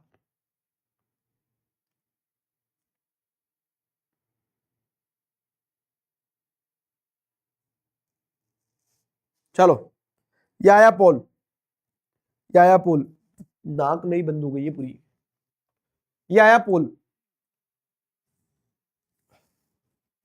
You have the poll here, 3 2 1 go. तो मैं जो तुम्हें बता रहा था, क्या बता रहा था कि डैम की अपने आप में एक चैलेंज रहा है कि डैम्स ने वाटर कंजर्व तो किया लेकिन लार्ज स्केल पे क्रिटिसिज्म भी इनवाइट किया, मतलब लोगों ने समस्या दर्शाई जताई कि डैम जो है तो डैम क्या कर रहे हैं, अपने साथ में बहुत सारा नेगेटिव एस्पेक्ट भी लेके आ रहे हैं, डैम अपने सामने बहुत सारी नेगेटिव चीजें भी लेके आ रहे हैं, समझ में आया कि डैम्स के से फ्लड ट्रिगर हो सकती है, अर्थक्वेक आ सकता है, वाटरमेंट डिसीजेस हो सकती है, एक्वेटिक लाइफ अफेक्ट होती है, नेचुरल वेजिटेशन वाइल्ड लाइफ डूब जाता है, लोगों को मूव करना पड़ता है, घर छोड़ छोड़ के जाना पड़ता है, डिस्प्लेसमेंट होता है। तो ये सारा सब कुछ क्या है ना, ये सारा सब कुछ डैम का नेगेटिव एस्पेक्ट है। अब ये डैम का नेगेटिव एस्पेक्ट है तो अल्टरनेटिव क्या है, समस्या पे मत फोकस करो, समाधान बताओ। तो समाधान क्या है समाधान क्या है, समाधान जैसे है रेन वाटर हार्वेस्टिंग। और ये पता है लाइफ का एक लेसन सिखाती है ये चीज हमें कि जब आप बहुत बड़े स्केल पे चीजों को रिजॉल्व ना कर पाओ ना, तो आप सिर्फ अपने स्तर पर रिजॉल्व करो।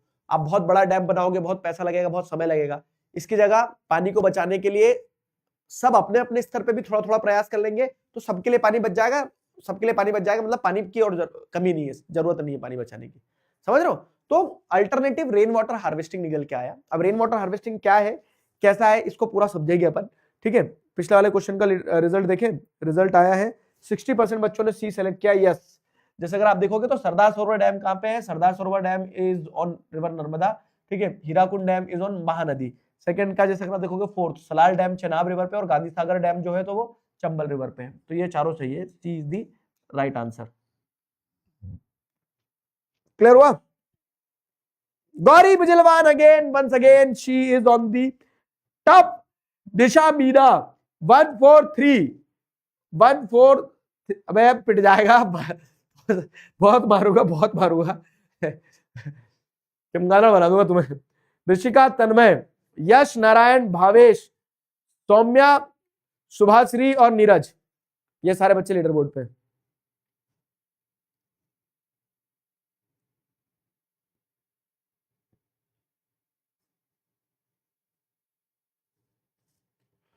अपने छत का नलका बंद कर दो सर तो पानी भर जाएगा, इसी को रेन वाटर हार्वेस्टिंग बोलते हैं। Very good. पिछले पोल का आंसर गलत नहीं है, आंसर सही है बेटा, सी है उसका, मैंने बताया ना तुम्हें। रेन वाटर हार्वेस्टिंग आ जाओ, रेन वाटर हार्वेस्टिंग समझाते हैं।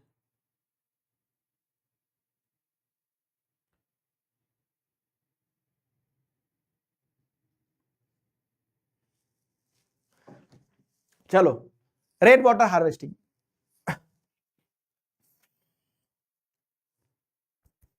रेन वाटर हार्वेस्टिंग क्या है? तो जब हमने देखा कि डैम्स का क्रिटिसिज्म है, डैम्स में प्रॉब्लम्स है, चैलेंजेस है, समस्या है, तो हम अल्टरनेटिव पे गए। और अल्टरनेटिव क्या है? अल्टरनेटिव ये है कि जो बारिश का पानी आ रहा है ना, इस बारिश के पानी को ही आप क्या कर लो, कंजर्व कर लो। इस बारिश के पानी को ही आप क्या कर लो, प्रिजर्व कर लो, कंजर्व कर लो। बहुत है इतना। अब बारिश के पानी को बचा लोगे तो काम बन जाएगा आपका। बारिश के पानी को जब बचाया जा रहा है तो उसे कहा जा रहा है रेन वाटर हार्वेस्टिंग। ठीक है, तो रेन वाटर हार्वेस्टिंग है क्या? Basically collecting and storing rainwater for later use. It is good alternative to big dams and better for people and environment. बड़े बड़े डैम नहीं बनाना पड़ेंगे। It is better for environment and people. किसी को नुकसान भी नहीं होगा और आपने बारिश का पानी बचा लिया तो उसी पानी को आप क्या कर लोगे, अपनी वाटर नीड्स को फुलफिल करने के लिए इस्तेमाल कर लोगे। तो this is rain water harvesting. इसे कहा जाता है रेन वाटर हार्वेस्टिंग। अब rain water harvesting technique in ancient India, तो पुराने समय में अगर देखा जाए एंशिएंट इंडिया में क्या क्या रेन वाटर हार्वेस्टिंग टेक्निक्स इस्तेमाल की जाती थी।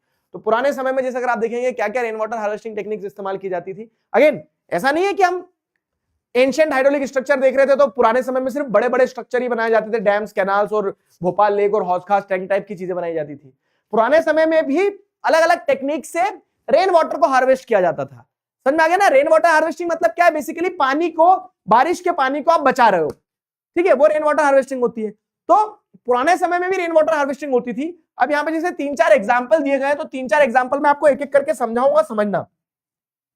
ठीक है, एक एक करके 3-4 एग्जांपल मैं आपको समझाऊंगा, समझना। सबसे पहले क्या है? सबसे पहले जैसे आप देखोगे guls and kuls in the hills in mountainous regions of Himachal Pradesh, Uttarakhand, यहाँ पे आपको गुल्स एंड कुल्स देखने को मिलेंगे। ठीक है, तो गुल्स एंड कुल्स ये क्या है? तो जो माउंटेन एरियाज हैं, ठीक है, माउंटेन एरियाज में आप देख रहे हैं, माउंटेन एरियाज में जैसे अब यहां है तो यहां से क्या होगा, माउंटेन एरिया में पानी बह के आते हैं। ठीक है, माउंटेन एरिया में जैसे अगर आप देखोगे तो पानी बह के आ रहा है ऊपर से। तो ये माउंटेन एरियाज में क्या होता है ना, टॉप ऑफ द माउंटेन पे पानी को कंजर्व कर लिया जाता है। यहाँ पे पानी को इकट्ठा कर लिया, पानी जैसे जो बह के आ रहा है, तो ये पानी बह के आ रहा है तो टॉप ऑफ द माउंटेन में पानी को इकट्ठा कर लिया जाता है। तो स्लोपी एरियाज में जब पानी को आप माउंटेन एरियाज में कलेक्ट कर लेते हो तो यहाँ पे आप क्या कर रहे हो, वाटर कंजर्वेशन कर रहे हो इन दी माउंटेन एरियाज। ठीक है, ये गुल्स एंड कुल्स होते हैं। समझ में आया? अच्छे से बोलो, इसमें कंफ्यूज होते बच्चे। वाटर कंजर्वेशन इन माउंटेनियस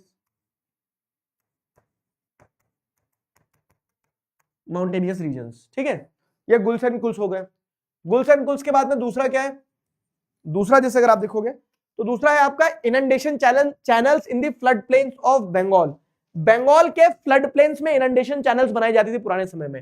अब ये क्या होती है इनंडेशन चैनल्स? बता रहा हूं, ये नदी है, मान लो नदी में ये पानी बह रहा है।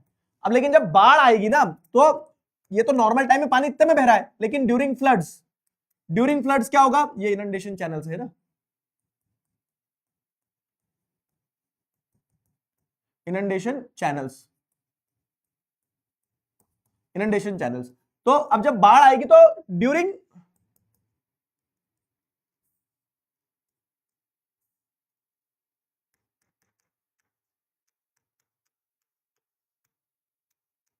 फ्लड्स के टाइम पीरियड में क्या होगा, फ्लड्स के टाइम पीरियड में आपको देखने को मिलेगा, फ्लड्स के टाइम पीरियड में बाढ़ का पानी यहां तक फैल जाएगा। अब बाढ़ का पानी यहां तक फैला तो फ्लड जब आती है तो वो एक ऐसी नाली बना लेते हैं यहाँ पे। ठीक है, ऐसी चैनल्स बना लेते हैं। अब क्या है कि बाढ़ का पानी जब यहां तक आया तो बाढ़ का पानी यहां तक आया तो पानी इसमें भी भर जाएगा। बाढ़ का पानी जब यहां तक आया तो बाढ़ का पानी इसमें भी भर जाएगा, फिल हो जाएगा।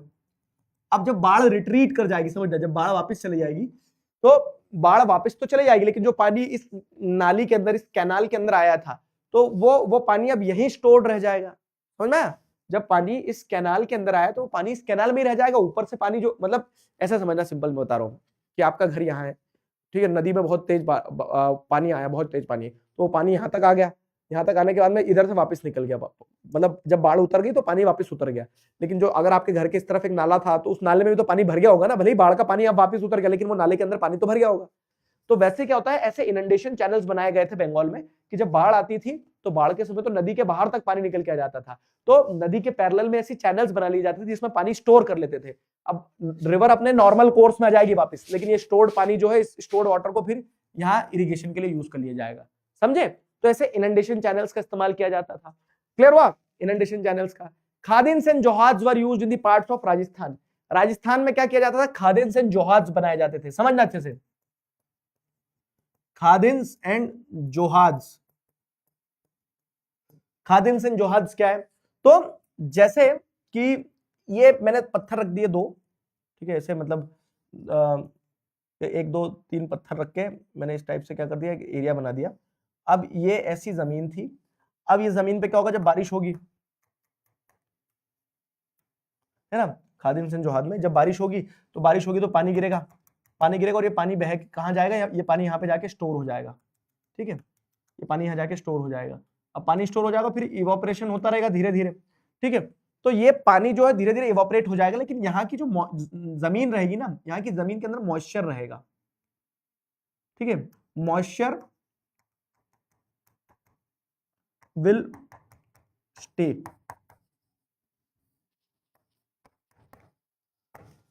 जैसे बारिश के समय आपने यहां फसल वसल लगाई है, तो यहां जो बारिश के समय आपने फसल वसल लगाई है तो उनको पानी मिल गया, और पानी मिलने के बाद में आपने क्या कर दिया कि the rain water is made to stand still.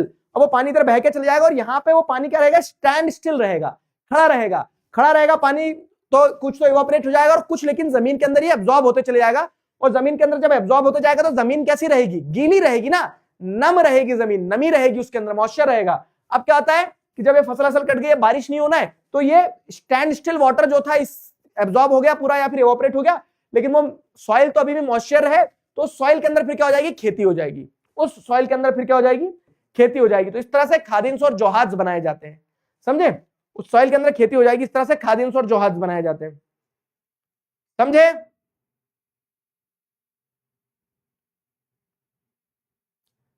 Khadim's and जोहाद्स समझ में आया? यस और नो बताओ। ऐसा तुम्हें कोई नहीं बताएगा, क्यों? क्योंकि एक एक चीज समझा रहा हूं मैं तुम्हें कि एंशिएंट हाइड्रोलिक स्ट्रक्चर्स की अगर बात करें तो वो हमने देखे थे, लेकिन एंशिएंट टाइम में रेन वाटर हार्वेस्टिंग भी होती थी, जैसे गुल्स एंड खुल्स के थ्रू, इनंडेशन चैनल्स के थ्रू, खादिम्स एंड जोहाद्स के through. Underground tankas were created in the parts of Barmer and Bikaner. Barmer Bikaner वाले एरियाज में क्या होता था, अंडरग्राउंड टंकास बनाए जाते थे। ये तो इजी, ये तो समझते भी होंगे तुम, कि जैसे ये घर है आपका, ठीक है, ये आपका घर है मान लो, तो इस घर में क्या किया जाता था, नीचे, घर के नीचे एक तरह से आप कह सकते हो ऐसे टैंक्स बना दिए जाते थे, ठीक है। अब ऊपर से जो बारिश का पानी है, वो बारिश का पानी क्या होगा, बारिश का पानी कलेक्ट होकर इन टैंक्स के अंदर स्टोर हो जाएगा, ठीक है। ऊपर से जो बारिश का पानी आएगा, वो बारिश का पानी क्या करेगा, मतलब ऐसे सामने खुले टैंके नहीं रहते थे, अंडरग्राउंड कवर्ड टैंक्स रहते थे, अंडरग्राउंड कवर्ड टैंक्स रहते थे। तो इन अंडरग्राउंड कवर्ड टैंक्स में क्या होता था, पानी को स्टोर कर लिया जाता था। छत का जो पानी आता था रूफटॉप पे, उस रूफटॉप के पानी को क्या है, through a pipe water was channelised into the underground tanks which were created beneath the houses, ठीक है, घर के नीचे, घर के बाजू में भी बनाए जाते थे। अब ये पानी इसमें स्टोर करके रख लिया। अब क्या होगा, जब बारिश नहीं रहेगी तो ये आपने पानी स्टोर करके रखा है, तो जब बारिश नहीं रहेगी, पानी की कमी रहेगी, तो फिर आपने जो पानी स्टोर करके रखा, और बड़े बड़े रूम साइज के टैंक्स होते थे, ठीक है।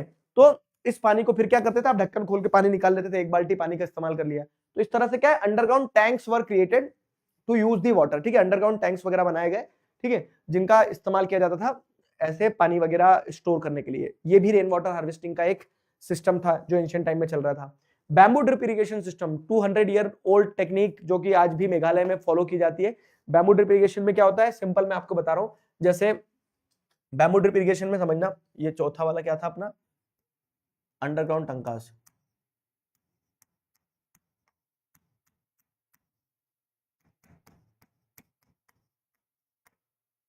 हाँ। अब बैम्बू ड्रिप इरिगेशन सिस्टम में क्या हो रहा है, बैम्बू ड्रिप इरिगेशन सिस्टम में जैसे अगर आप देखोगे, पांचवा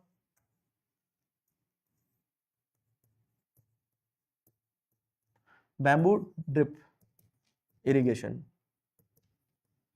इसमें बैम्बूज जो होते हैं ना, उनको पाइप की तरह यूज किया जाता है माउंटेन रीजन्स में, जैसे मेघालय वगैरह में। तो एक बैम्बू कैसा होता है, एक बैम्बू को अगर देखोगे आप, तो उदाहरण के तौर पे ये गोली है, ठीक है, गोली का बैम्बू बनाते हैं अपन। तो ये गोली जो है, तो उसको बीच में से अगर काट देंगे अपन, ठीक है, बीच में से, जैसे देख रहे हो, बीच में से काट दोगे अगर, मैं नहीं काट रहा, खराब हो जाएगी गोली। तो ये अंदर से क्या है ना, अंदर से ऐसा वो है, क्या है, अंदर से खोखली होती है। तो अगर बीच में से काट दूंगा तो एक सेमी स्फेरिकल स्फेयर है, सेमी स्फेरिकल, हाँ। तो ऐसा कुछ, जैसे अगर ये मान लो ये ऐसी बैम्बू थी, तो इस बैम्बू को जब बीच में से मैं काट दूंगा ऐसा, तो काट देने के बाद में मुझे कैसा मिलेगा, एक पार्ट ऑफ बैम्बू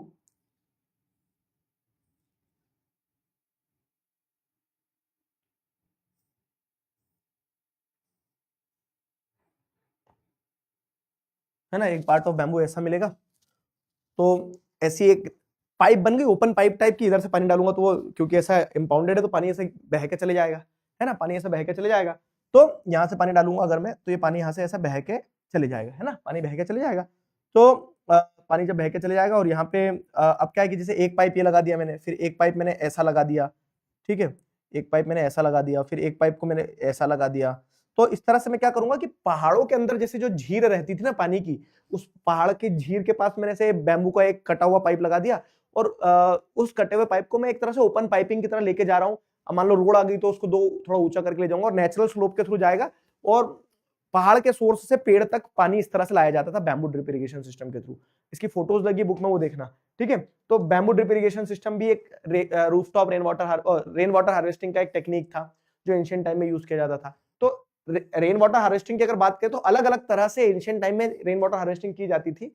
आज के समय में आप देखोगे तो रूफटॉप रेन वाटर हार्वेस्टिंग होती है। रूफटॉप रेन वाटर हार्वेस्टिंग कैसे होती है? छत का जो पानी है, छत का पानी क्या किया जाता है, कलेक्ट किया जाता है, उसको फिर क्या एक पाइप के थ्रू उस पानी को उस पाइप के थ्रू क्या किया जाता है, चैनलाइज किया जाता है। चैनलाइज करके फिर उसको आप एक सोक टैंक वगैरह में डाल सकते हो, ठीक है। तो first rain is usually not collected, क्यों? क्योंकि पहला जो बारिश का पानी रहेगा तो वो क्या करेगा, पूरा छत साफ हो जाएगा, पाइप साफ हो जाएगा, उसमें उस पानी को बाहर निकाल देते हैं। फिर क्या है, बाकी की जितनी भी बारिश का पानी होगा उस पानी को छत पे कलेक्ट करके पाइप के थ्रू, ठीक है, टैंक्स वगैरह में या फिर जो कह सकते हैं ना कि ग्राउंड वाटर टेबल को रिचार्ज करने के लिए ट्यूबवेल वगैरह जो है उसमें डाल दिया जाता है। It is very useful in dry summers when other sources dry up. This keeps the near by room cool in summer, ठीक है। और ये बहुत यूजफुल होता है क्यों? क्योंकि ये नियर बाय रूम्स को ठंडा भी रखता है, खास करके टंका सिस्टम जो रहता है। तो टंका सिस्टम में क्या होगा कि आपने नीचे ही टंका बना के रखा है, ऑब्वियस है। तो ये टंका में अगर पानी स्टोर किया, ये भी एक तरह से रूफटॉप रेन वाटर हार्वेस्टिंग है। तो ये क्या करेगा, आजू बाजू की जगह को भी ठंडा रखेगा ना, वो रहता है। ये rooftop rain water harvesting system है। अब रूफटॉप रेन वाटर हार्वेस्टिंग के एग्जांपल जैसे आप देखोगे तो राजस्थान में ट्रेडिशनली टंकास वगैरह बनाए जाते हैं, जो मैं बताया। शिलोंग में जैसे आप देखोगे तो हैवी रेनफॉल होने के बावजूद भी, मैसनराम में वर्ल्ड में सबसे ज्यादा रेनफॉल होती है, लेकिन शिलोंग में क्या है, क्योंकि वो रेन शेडो साइड पे है तो वहां बारिश कम होती है, तो वहां पे रूफटॉप रेन वाटर हार्वेस्टिंग है। गेंदाथुर कर्नाटक में एक गांव है, वहां पे 200 घर जो है सबने rooftop rain water harvesting install करके रखी है, जो कि 1 लाख लीटर पानी का जो है वो कलेक्ट कर लेते हैं एक साल में, ठीक है। तमिलनाडु ने क्या करके रखा है, पहला स्टेट बन गया जहां पे उसने रूफटॉप रेन वाटर हार्वेस्टिंग को कंपलसरी कर दिया बाय लॉ, कि अगर आप घर बना रहे हो तो आपको रूफटॉप रेन वाटर हार्वेस्टिंग तो करना ही पड़ेगी। तो ये सारे एग्जांपल्स बताते कि कैसे रेन वाटर हार्वेस्टिंग की मदद से भी हम इंडिविजुअल लेवल पे पानी कंजर्व कर सकते हैं। अब पता है, मैं मेरे बच्चों से गुरु दक्षिणा लेता हूं। क्या लेता हूं गुरु दक्षिणा में? कि तुम सब आगे जाके बड़े हो जाओगे, खूब आगे पैसा कमाओगे, अपना अपना नाम कमाओगे, एक पर्पस कमाओगे और अपना घर भी बनाओगे। जब घर बनाओगे तो एक चीज ध्यान रखना है कि घर में आपको rooftop rain water harvesting system install करना है। क्यों? क्योंकि ये rooftop rain water harvesting system जो रहेगा, ये क्या करेगा, ये आपको मदर अर्थ को बचाने में मदद करेगा। सिंपल चीज है, ठीक है। क्लियर हुआ?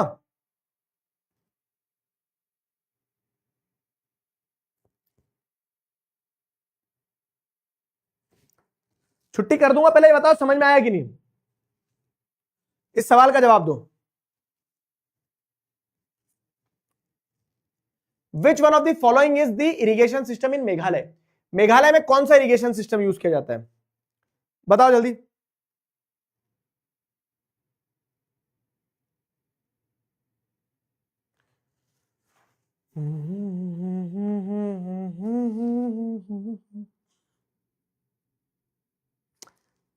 क्या है दोस्तों?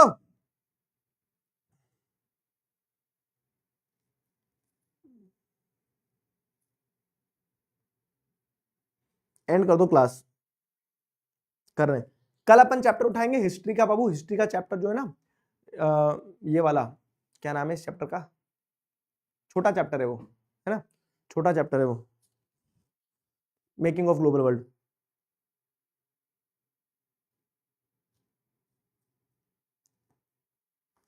ठीक है।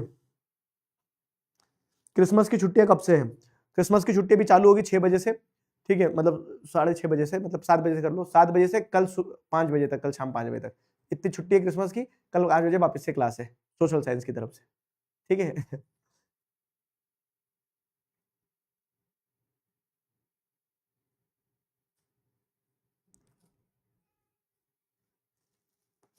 चलो इसका राइट आंसर क्या है बाबू, देखो मैं बताता हूँ। Rooftop rain water harvesting system नहीं, इसका राइट आंसर ये है मेघालय में, ये हमने अभी पढ़ा ना, कौन सा बैम्बू ड्रिप इरिगेशन सिस्टम इस्तेमाल किया जाता है मेघालय में, बैम्बू ड्रिप इरिगेशन सिस्टम। ठीक, सारे कीवर्ड जो इस चैप्टर में जो भी आ सकते हैं, जल जीवन मिशन है, अटल भूजल योजना है, और जो जो टर्म्स है ना वो सारे टर्म्स इंक्लूड कर लिए इसमें, खादी जोहाद गोल्स स्कूल्स। तो मैंने इसका सबका एक रेडीमेड आंसर लिख दिया, गेंदाथुर के बारे में बताया गया है, जैसे जहाँ पे 200 घरों ने rooftop rain water harvesting system करके पानी बचाया है, वो सब कुछ। ये कुछ होमवर्क क्वेश्चंस है, और इन होमवर्क क्वेश्चंस के साथ साथ में ये सब्जेक्टिव होमवर्क क्वेश्चंस जो आपको लिखना है। ओए भाई, ब्रह्मास्त्र 2 की बारी आ गई है, कल 25 तारीख को सॉल्व करना ना, 25 तारीख की कल की क्लास हो जाएगी, उसके बाद में ब्रह्मास्त्र 2 सॉल्व करना, क्योंकि फिर अपनी जब डाउट सॉल्विंग होगी 29 को होगी अब डाउट सॉल्विंग, तो मैं फिर ब्रह्मास्त्र 2 के आंसर बताऊंगा आपको, ब्रह्मास्त्र टेस्ट नंबर 2 के, है ना। तो water, why is water scarcity, what is water scarcity, water scarcity क्या है? Urbanisation has added to water scarcity, support the statement with argument. तो आपको वाटर स्कैरसिटी बताना है कि क्वालिटेटिव क्वांटिटेटिव कभी, ठीक है, पानी की कमी ही वाटर स्कैरसिटी है, ठीक है, availability less availability of water scarcity. और अर्बनाइजेशन ने कैसे वाटर स्कैरसिटी को एड ऑन किया, तो आप बताएंगे कि शहर के कारण क्या है, people are exerting more pressure on the water resources, जिसके चलते क्या होता है, वाटर ग्रेटर डेप्थ से आता है, जिससे क्वांटिटी भी और क्वालिटी भी दोनों चीजें खराब हो रही है पानी की। How water was conserved in ancient India, explain with examples. तो एंशिएंट हाइड्रोलिक स्ट्रक्चर जो है, एंशिएंट हाइड्रोलिक स्ट्रक्चर जो है उसके बारे में है ना, एंशिएंट हाइड्रोलिक स्ट्रक्चर्स के बारे में। In recent years multipurpose projects and large dams have come under great scrutiny. आप उसको क्या बताना है कि नेगेटिव ऑफ डैम्स बताते चलना इस पे। State the importance of multipurpose projects, multipurpose projects की क्या इंपॉर्टेंस है, तो आपको बताना है कि इनके पॉजिटिव क्या है, मल्टीपर्पज प्रोजेक्ट कैसे मल्टीपर्पज प्रोजेक्ट है, तो नेगेटिव पॉजिटिव। फिर क्या है, what are traditional harvesting system useful to conserve water and store water. तो इसमें आपको बुल्स एंड कुल्स वो सारा लिखना है जो ट्रेडिशनल वाटर हार्वेस्टिंग सिस्टम्स थे। Highlight the importance of rain water harvesting with 2 examples. इससे क्या हो जाएगा कि आप लार्ज स्केल पे एनवायरमेंट वगैरह को नुकसान नहीं पहुंचाओगे और लोगों को डिस्प्लेस भी नहीं करना पड़ेगा, कम कॉस्ट में आप क्या कर लोगे, पानी कंजर्व कर लोगे। ठीक है, 5 क्वेश्चंस के आंसर्स लिखने की कोशिश करना, और आंसर अगर क्वेश्चंस दिए जा रहे हैं तो इनके आंसर लिखना होते हैं, ही करके दांत नहीं दिखाना है, समझ गए? क्लियर हुआ?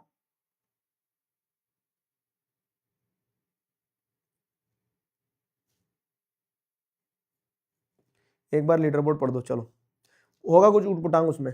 सोनम कुमारी, गौरी बिजलवान, निशा मीना भी भैया कंपटीशन दे रही है। हिमांक राणा, राधिका, तन्मय, यश, सौम्य, नीलेश और अप्पू हाथी आ गया अपना, अप्पू हाथी ऑन द लीडर बोर्ड। चलो आज इसका कुछ नामकरण करते हैं फिर अपन, ठीक है? चलो